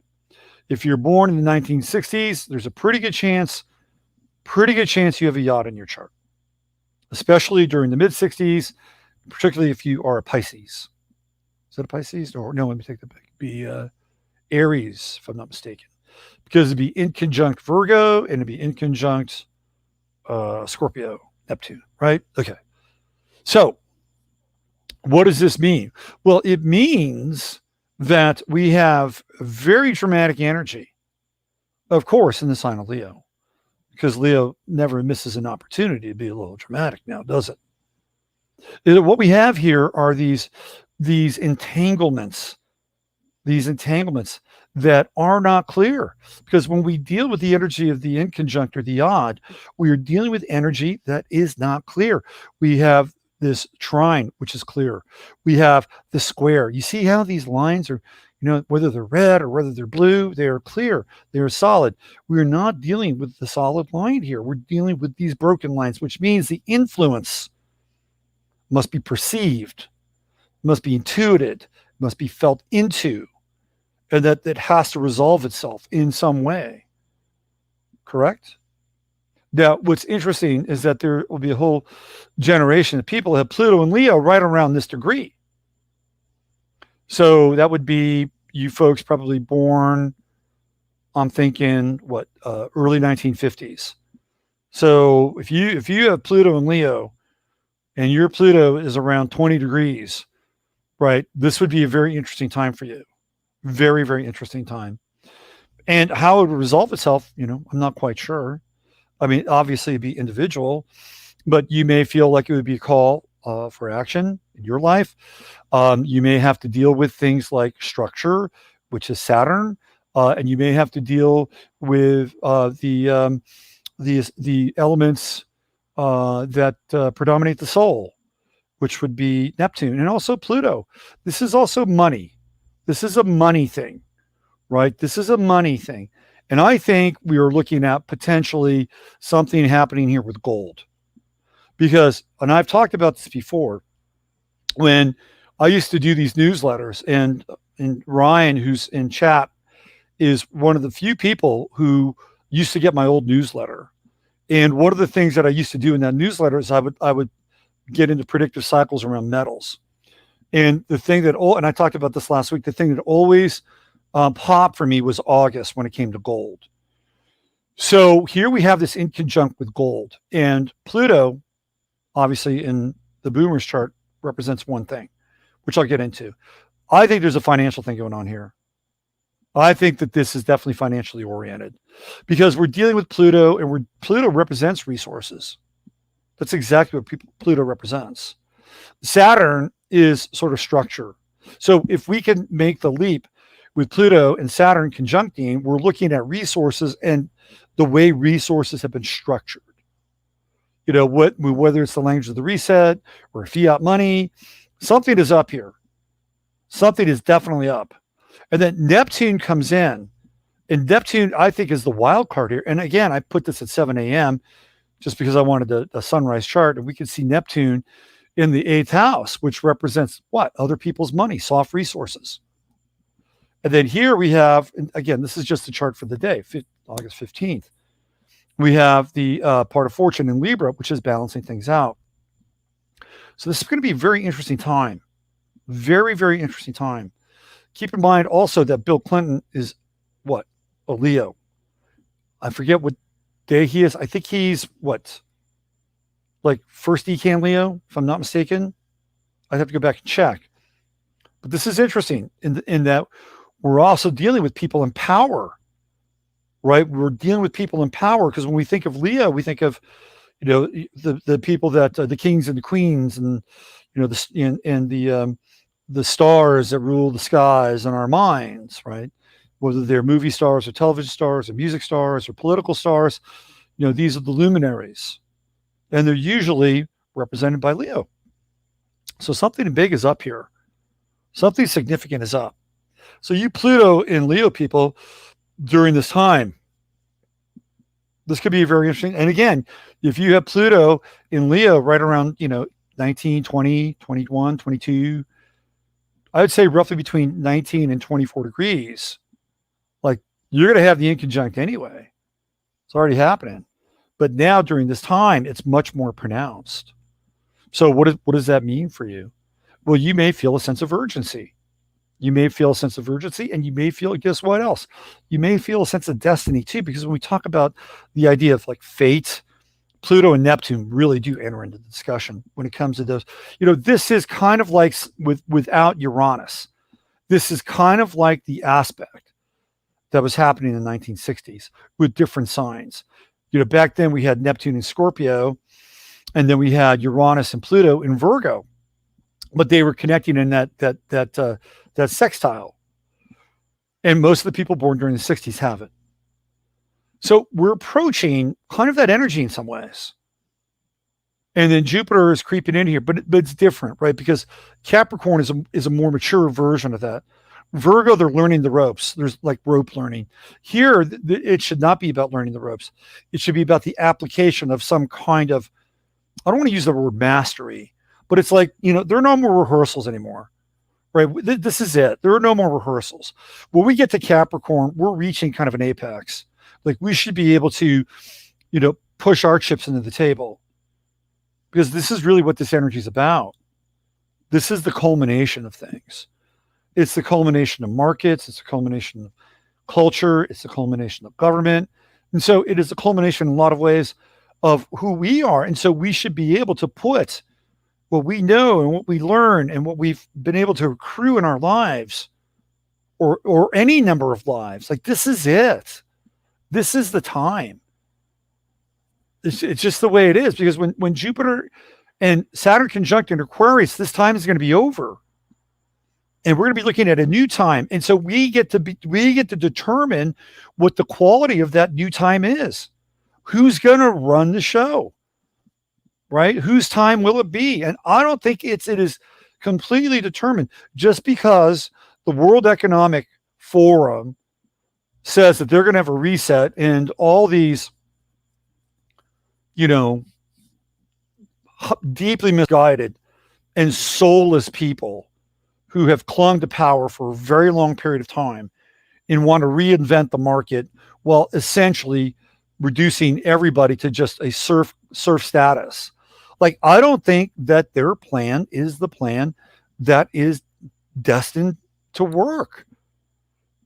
There are a lot of people, and you have to be really careful in some ways, because I think a lot of people doing very good work, really warning people about the dangers of AI and how they want to replace doctors with essentially, robots or, probability physicians or whatever those things are.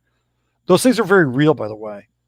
Those things are very real. And this is the world that they want to bring into being. They want to bring it into being. And so when you listen to somebody like Celeste Solum, who can just terrify the shit out of you, if and she's there to kind of, wake you up. Or you listen to Cyrus Parsa? There's another guy. Or even somebody like Patrick Wood, who is not nearly as, dystopic and science fiction-y as those two, but he's still telling people. But I don't think that reality is written in stone. And if I thought it was written in stone, it was going to happen, I wouldn't even be here having this chat. I wouldn't be here having this conversation with you. So we get to determine the future by our actions, by our thoughts, by how we treat each other, by how we can move forward and step up. Okay, that's just the way it is. So this yod will be very interesting. It'll be very interesting because I think we're going to get some clarity on some issues during this time. Look at all the fire there, man. Let's look at all this fire. There's so much fire in the sky. Ooh, that could be interesting. A lot of talk about asteroids, a lot of talk about comets. How real are they? How legit are they? How real is Neowise? Are we looking at the approach of Nibiru, right? The great fire in the sky. There's certainly going to be a lot of fire in this sky. I can tell you that right now. All that aside, this yod to me, it's about stepping up. It's about stepping up. How can you move on the inspiration of Neptune? How can you deal with the immediacy of Pluto? How can you work with the ineffable structures in your life that want to assert themselves and define themselves? You do it by taking action. All right. I got one more. Actually, I got a few more shit. I'm running behind. Okay. So I'm just going to go over this one really quickly because this is an important chart in my estimation. And it's important because of the date. It is important because of the date.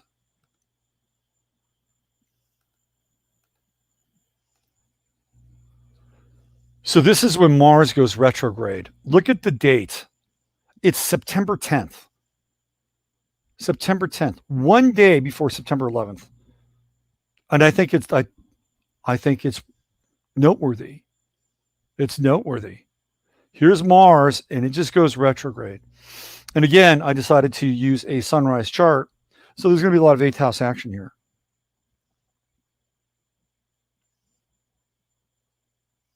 I don't think that we're going to really find out who did 9/11,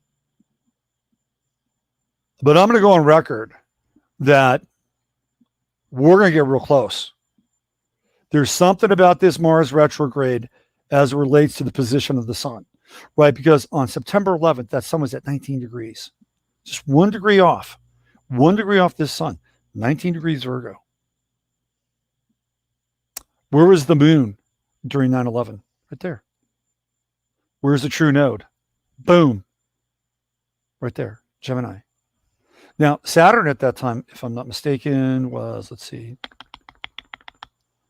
was in Gemini. was in Gemini. Saturn was in Gemini. So it's not quite there, but we got representation. I think this is interesting as it relates to 9/11. Now, of course, there are clearly social, economic forces at play with a Mars retrograde. This is significant, really significant. And it's getting ready, right? It's already gone through like a major square at the end of August, which I did not get into. I did get into it. Maybe I'll do it next week because I just wanted to get to this. But it'll already have gone through this major square, right, with Venus, which would have been about 7 days before this, squaring Mars, and then we get into the T square right there, right? Yep. And then the moon in Libra would have created this Grand Cross. Now, where do we see the Grand Cross? We saw the Grand Cross during the mid 2000s, right? Actually, it was started in 2009. We got into the T squares with Pluto in Capricorn, Saturn in Libra, Uranus in Aries. And then when something would happen in Cancer, it would come in and then we'd have that Grand Cross.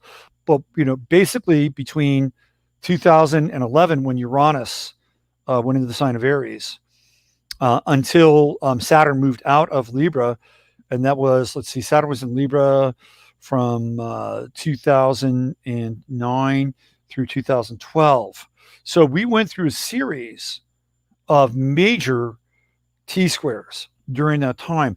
So this energy that we get into with Mars and Aries, Pluto in Saturn, by the way, again, and Jupiter in Capricorn, and that Venus in Cancer will bring up some of that energy that we were experiencing roughly from between 2009 and 2013.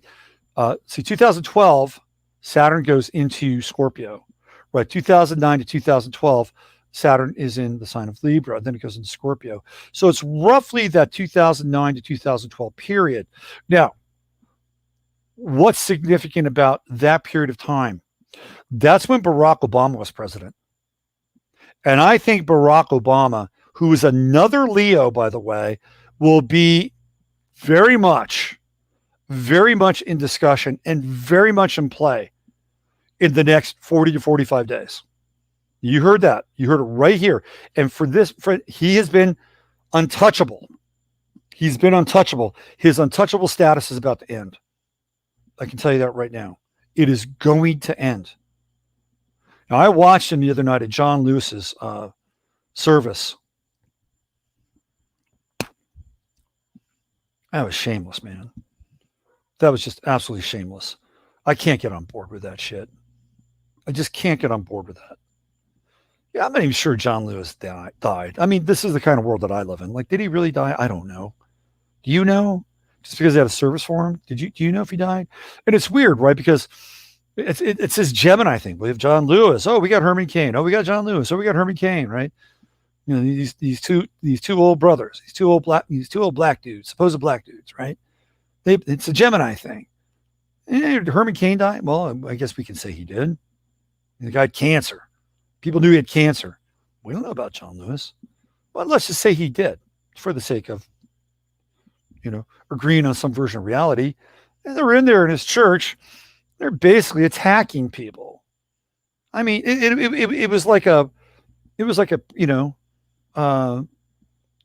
of a Maoist rally is really what it boiled down to. It was really bad.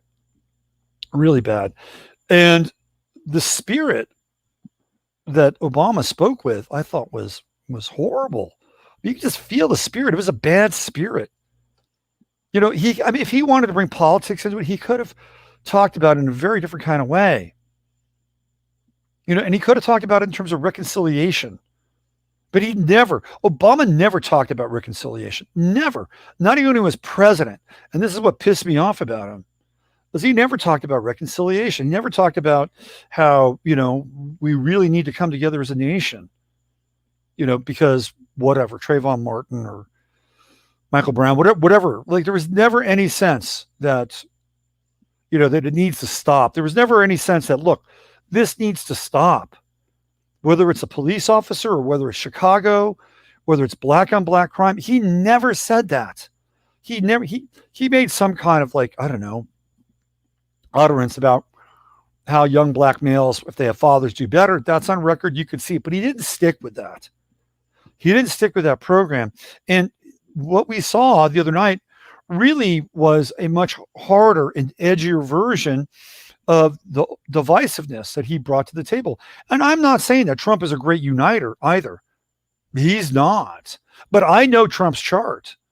He's a freaking Gemini with a conjunction with Uranus. I mean, you don't know which way he's coming or going.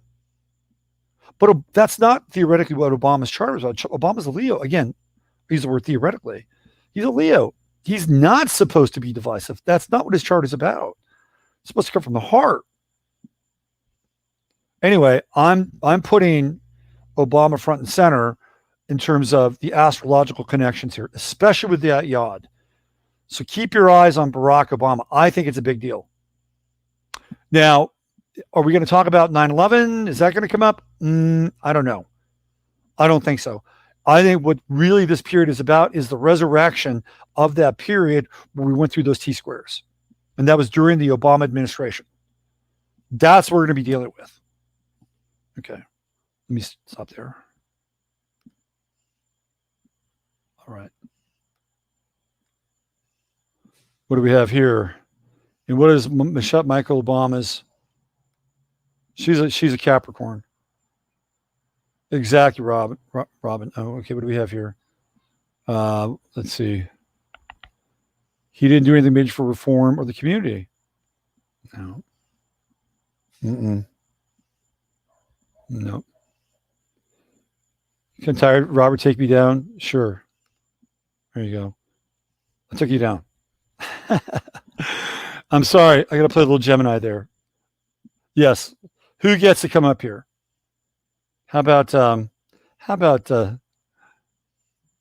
let's see, Denise Walker. She wants to say hi. She always says hi. Hi, Denise. From Palo Alto. There we go. Obama killed her. He was so divisive. I'm sorry. Lewis died and Cain was murdered. That's what your pendulum says. Okay. Lewis died and Cain was murdered. Cain was old. He had cancer. That's clear. He had cancer. Is the yod a fated event? It can be, JL. It can be. Let's put that question. It can be. The resolution of the yod theoretically could be. Back in the old days, hold on. It's a fast-moving stream there. Back in the old days, if you had a yod in your chart, and an astrologer saw the yod, it was like, ooh. Not good because what the yod would suggest was that there would be a time where there would be a resolution of the inconjuncts. So you'd have to deal with that, right? You'd have to deal with that. But again, that's why it was called fated. It was the finger of fate, right? Or the finger of God. It would be like this moment where your life would potentially pivot, whatever was transiting across that yod. And there would be minor transits, obviously, like, at some point in time, once a year, Mercury would go across that yod. So it would be considered, a kind of an affliction because there would always be something happening to it. And usually it would be the conjunction with the focal point of the yod. Now, in modern astrology or the world of evolutionary astrology, as defined by, say, somebody like Stephen Forrest, he said, hey, it's just two inconjuncts. Just deal with the two inconjuncts. We're not going to deal with it from its more classical and fatalistic perspective. And I think there's some validity to that. I think they're interesting. But again, I think the entire chart is interesting. Are there aspects that are harder than the others? Yes. If you can figure out the underlying current and the mystery of the yod in your chart, you have figured out a huge piece in your life. Huge piece. Because again, if you're in the 1960s, those yods are determined by the outer planets.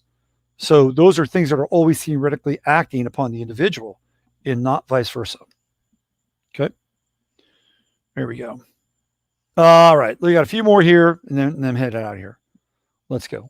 Let's rock and roll. All right. So I wanted to, damn, I was going to bring this picture up. I don't have it. Let's see. Who's in here? Anybody in here that I know?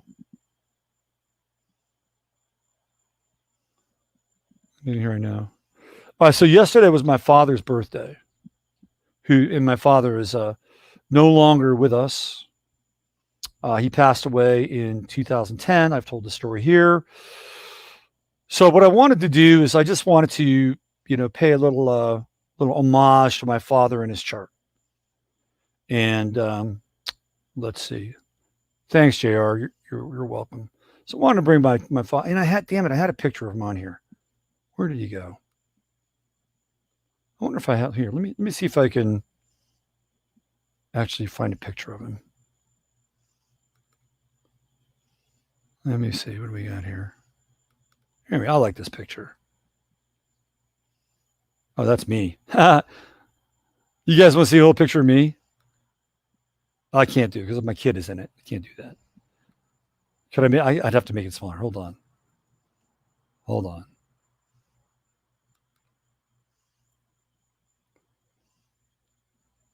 Let's see what we got here. All right, give me 1 second. I know there's one in here somewhere. So I'm going to look at my my old man's chart, and as it relates to my chart, which I don't have a problem with, because I can, basically break that down right and left. Or is it? Oh, here it is. Hold on. So we got here. Oh,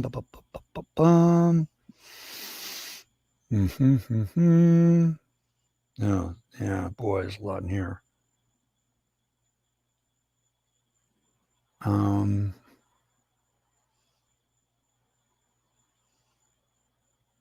Man, I need to go through all this. I got so much shit in here. All right, let me see if I can find this. Hold on.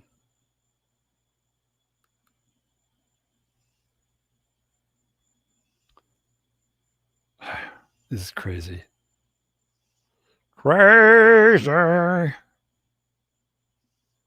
By the way, I talked with my buddy, Glenn Streeter, last night. I got to tell you, the Glenn Streeter is one of the funniest people I know.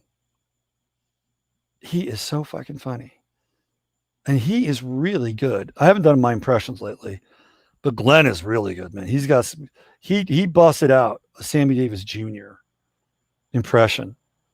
That was like insane the other night. So fucking funny. All right. Props to Glenn, wherever you are, man. All right, here we go. Let me see if I got something here with my father. Hold on.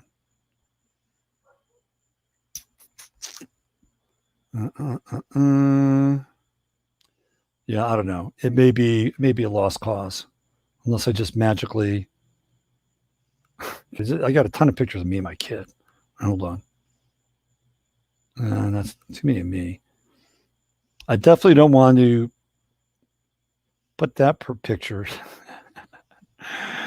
Here we go. Let's do this. That's Jasper. Jasper's coming back to the show, by the way.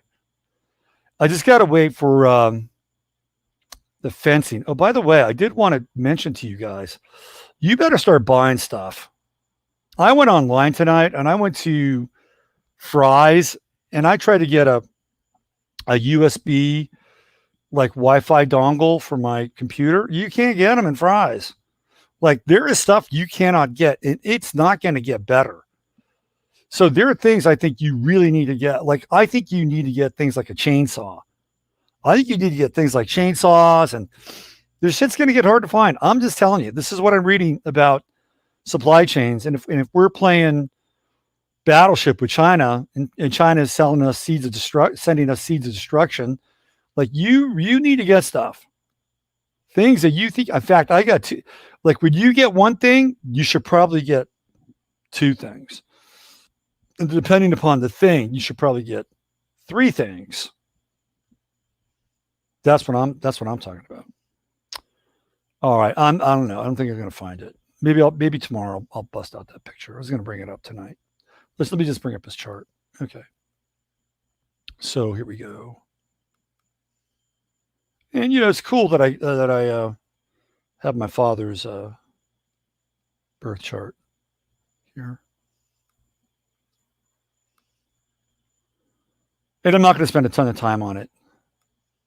But there you go. So he was born August 1st, 1935.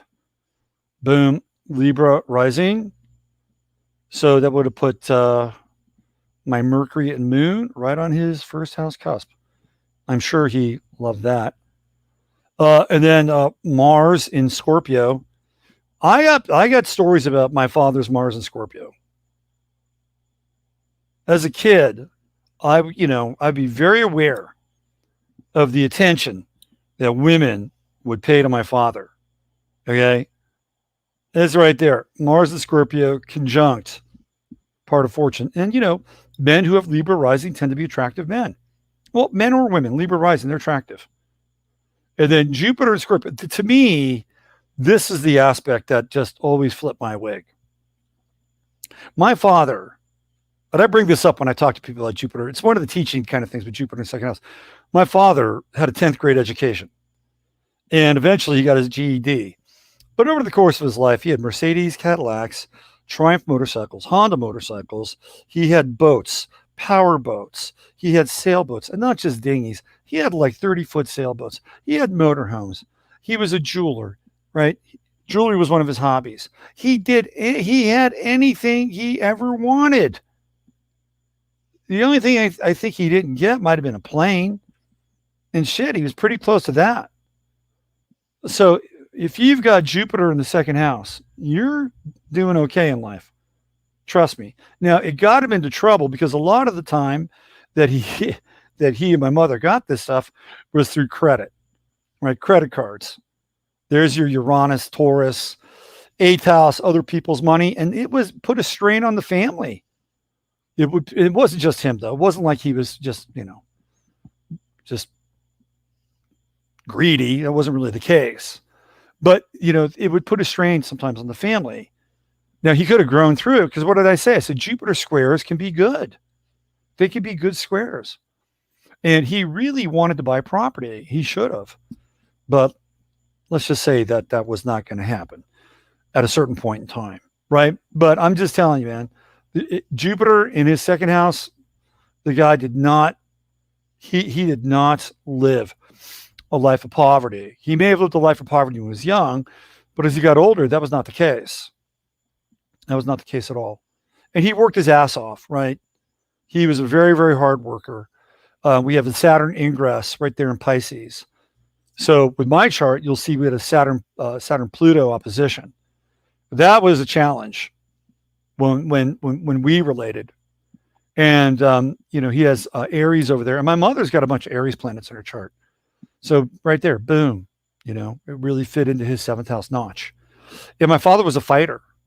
He was one of these guys in the 1950s who would fight. I mean, that's what they did. They fought, like James Dean, but the real James Dean, not like pussy James Dean, but the real stuff. I mean, if they had a beef, they would go back up into sort of the area by the reservoir in Millbrae, Crystal Springs, and they'd get 2 cars. They'd have a car here and a car here, and they'd throw the lights on, right? And they'd get between those lights and they'd duke it out. I mean, this was a time where, they did shit like that. So with Aries in the 7th house, he was definitely a fighter. He didn't mind fighting. He had Mars in the 1st house, right? In Scorpio. So, and he was also, he studied martial arts and all that stuff, right? But he really should have been an artist with that Venus-Neptune conjunction. And he loved being in his garage. He loved creating. That was really, again, one of his joys. And, I just flash you a ring and a ring. He made both of these. So that's where he was really at his best, And he was a guy that kind of undershot his mark in the world. And there was always a lot of pressure on him, especially with my grandmother. He can, he's not living up to his potential. Well, he's got the freaking South Node in the 10th house. That's not what he's supposed to be doing. What he's supposed to be doing is down here and working out of his home.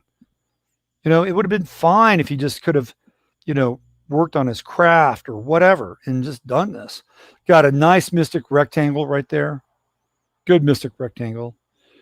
T-square with Chiron, Saturn. You know, this was ultimately about his learning and like dropping out of high school in the 10th grade. And he actually wound up being a really, really intelligent dude. Very intelligent guy. And the Pluto theme shows up big in his chart because he was, and I really think this is Mars, right? This is Mars here. Pluto, with Pluto rulership in the first. You know, he got drummed out of the army. He joined the army when he was 15 years old. He got drummed out. Then he went back for a second tour. And when he went back, he bettered himself. You know, he went from being kind of a absent without leave bum to actually becoming like soldier of the month and stuff like that. He improved himself, started reading Shakespeare. And, you know, that's that Mars and Scorpio in the first house. So he was a very interesting character. And in some ways, you know, he might have undershot his mark in this lifetime, but in others, he did not. And he left his legacy with a lot of people. He cared about a lot of people. And he was actually a very complicated guy, but pretty good dude. I'd say all in all, in the long run. And here's where it gets interesting. I'm gonna throw this up here. And I got one more chart tonight. I may as well just fucking go for it, besides this one.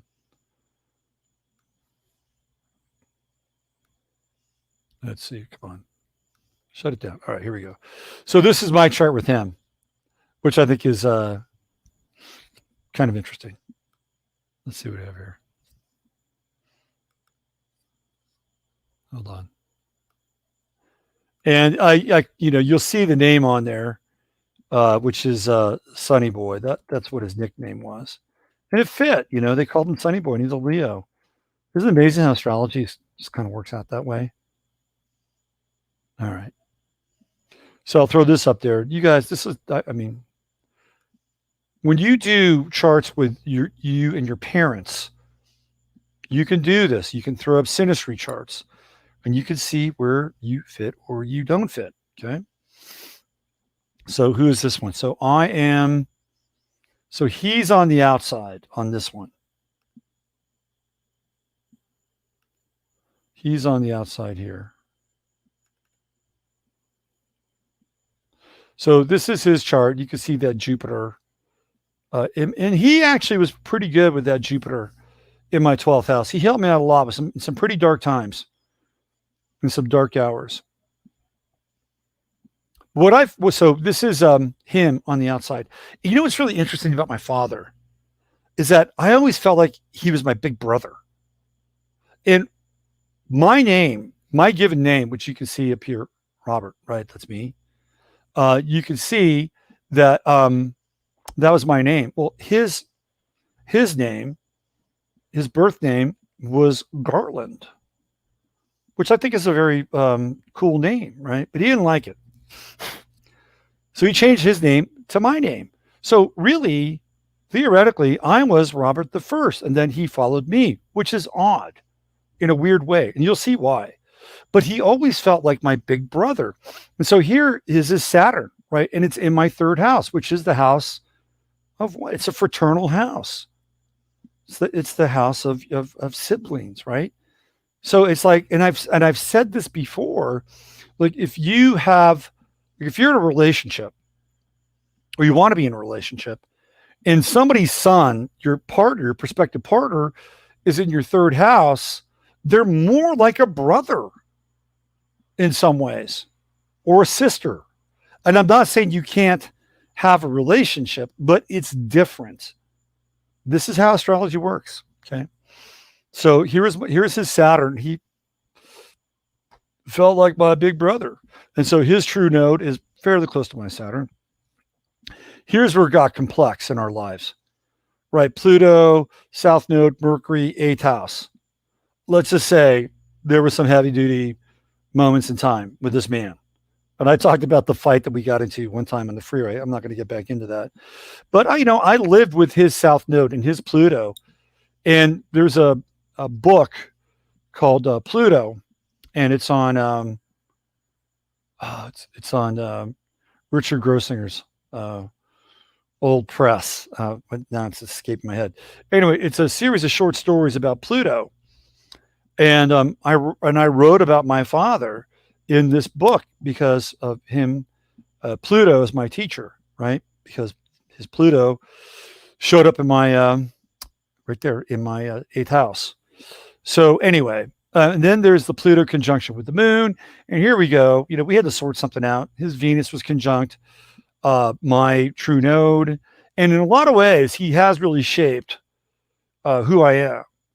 You know, even though he didn't really go past a certain station in his own life, he inserted some interesting ideas when I was young, especially with the whole thing with like Eric von Däniken and the Chariots of the Gods, you know, in the 8th grade. So it was a really interesting connection in that way. And so I could say that one of the reasons why I'm here is what happened here, right? At this part of my chart and the influence that he brought to, especially with that Neptunian influence. And I could say that there were certain points in time that Neptunian influence drove me to drink. No, just kidding. But here we have that Saturn-Pluto opposition, which I was talking about. And I think that was probably one of the most intense things that we had to work out. That and this Pluto, the Moon-Pluto conjunction. And he was hard on me, man. Like he was, you know, people that have Moon and Virgo are relentless. They're hard on themselves, really tough. And they usually have parents that are tough on them. And somehow I managed to get out of that with the Moon and Libra. I got kind of gifted with that. Anyway, this is what I had to deal with him. And, you know, when you look at his chart, you know, his IC, right, is going to be here. It's going to be, where is it? That's my IC. His is here. So there's my Saturn. You see that? So my Saturn shows up in his 4th house. And you would think, so Saturn is the father in the chart. You know, it's the father. So in the 4th house, you know, my Saturn there would be more like a father. It's weird, right? So here is the big brother and here is the father. So, and that's the weird thing with the names. Like I was my name first and then he took my name. Like astrology is just a trip. I mean, I love the shit out of astrology. And when you see these patterns in play, it's like, wow, crazy.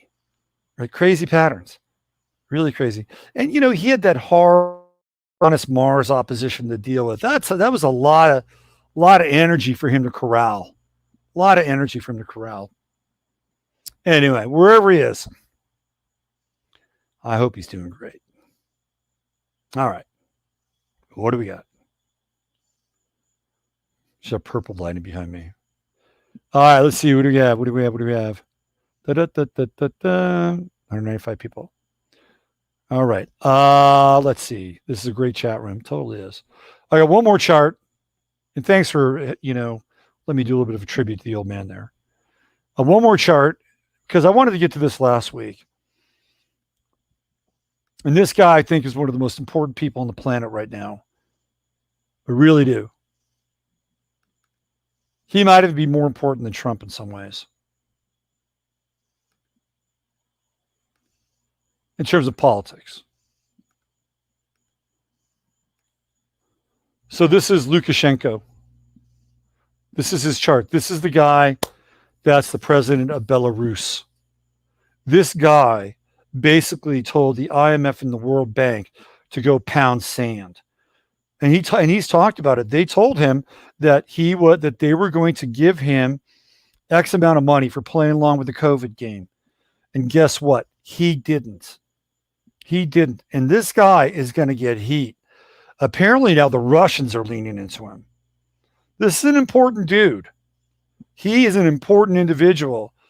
He's got Pluto at 25 degrees Leo, and it's really conjunct Regulus in his chart. I gave him a Leo rising because he's an intense guy.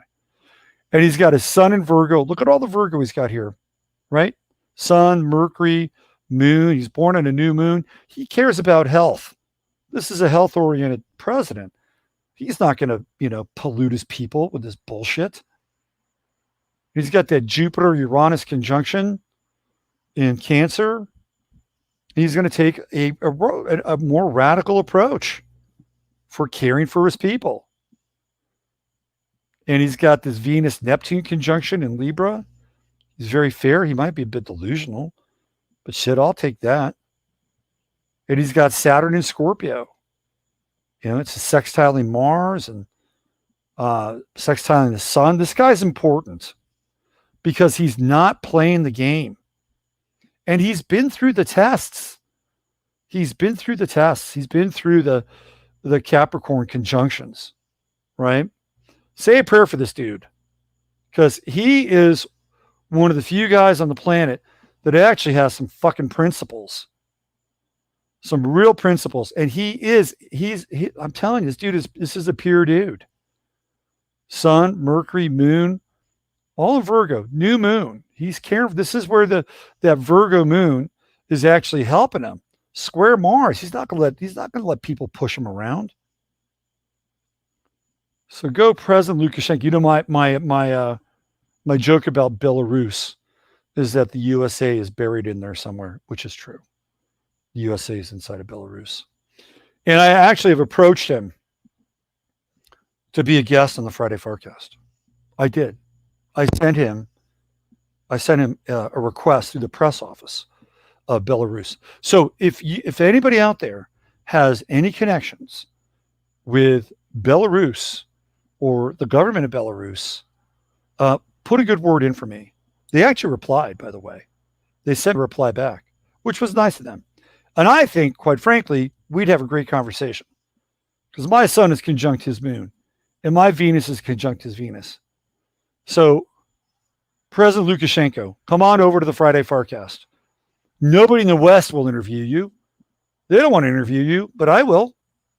Come on over. We'll have a good chat. Look at that. My Saturn's conjunct his true node. It's meant to be. I'm out of here. Thank you, everybody. It's getting late. And I said I would cut it out early tonight, but shit. And there's stuff I didn't even bring up tonight. I didn't even bring it up tonight. Boom. All right. I'll be back tomorrow. Guess what we're doing tomorrow? 15 minutes of flame, and it's going to last 15 minutes. Yep. So if you want to get in on a chat, you want to be there, you want to say hi, you better get in early. I'll open the doors early. I'll open this chat early. I'll open it 10 minutes early. And you guys want to chat and you want to hang out and you want to chitter chatter and say good morning, there'll be plenty to wind up with. Plenty to wind up with. But when I start tomorrow at 8:45, this show is going to be ending at 9 a.m. It's going to be a true 15 minutes of flame. Okay? All right. Thank you, everybody. Use your head in order to discern what's real, your heart to discern what's possible. Tomorrow, guess what? The announcement comes for the event here in the Hill Country. Okay? A lot of you have been asking about it. Tomorrow's the day. We got the moon in Aquarius. It's happening. It's going to be a full moon. All right. Good night, everybody. Take care. Bye for now.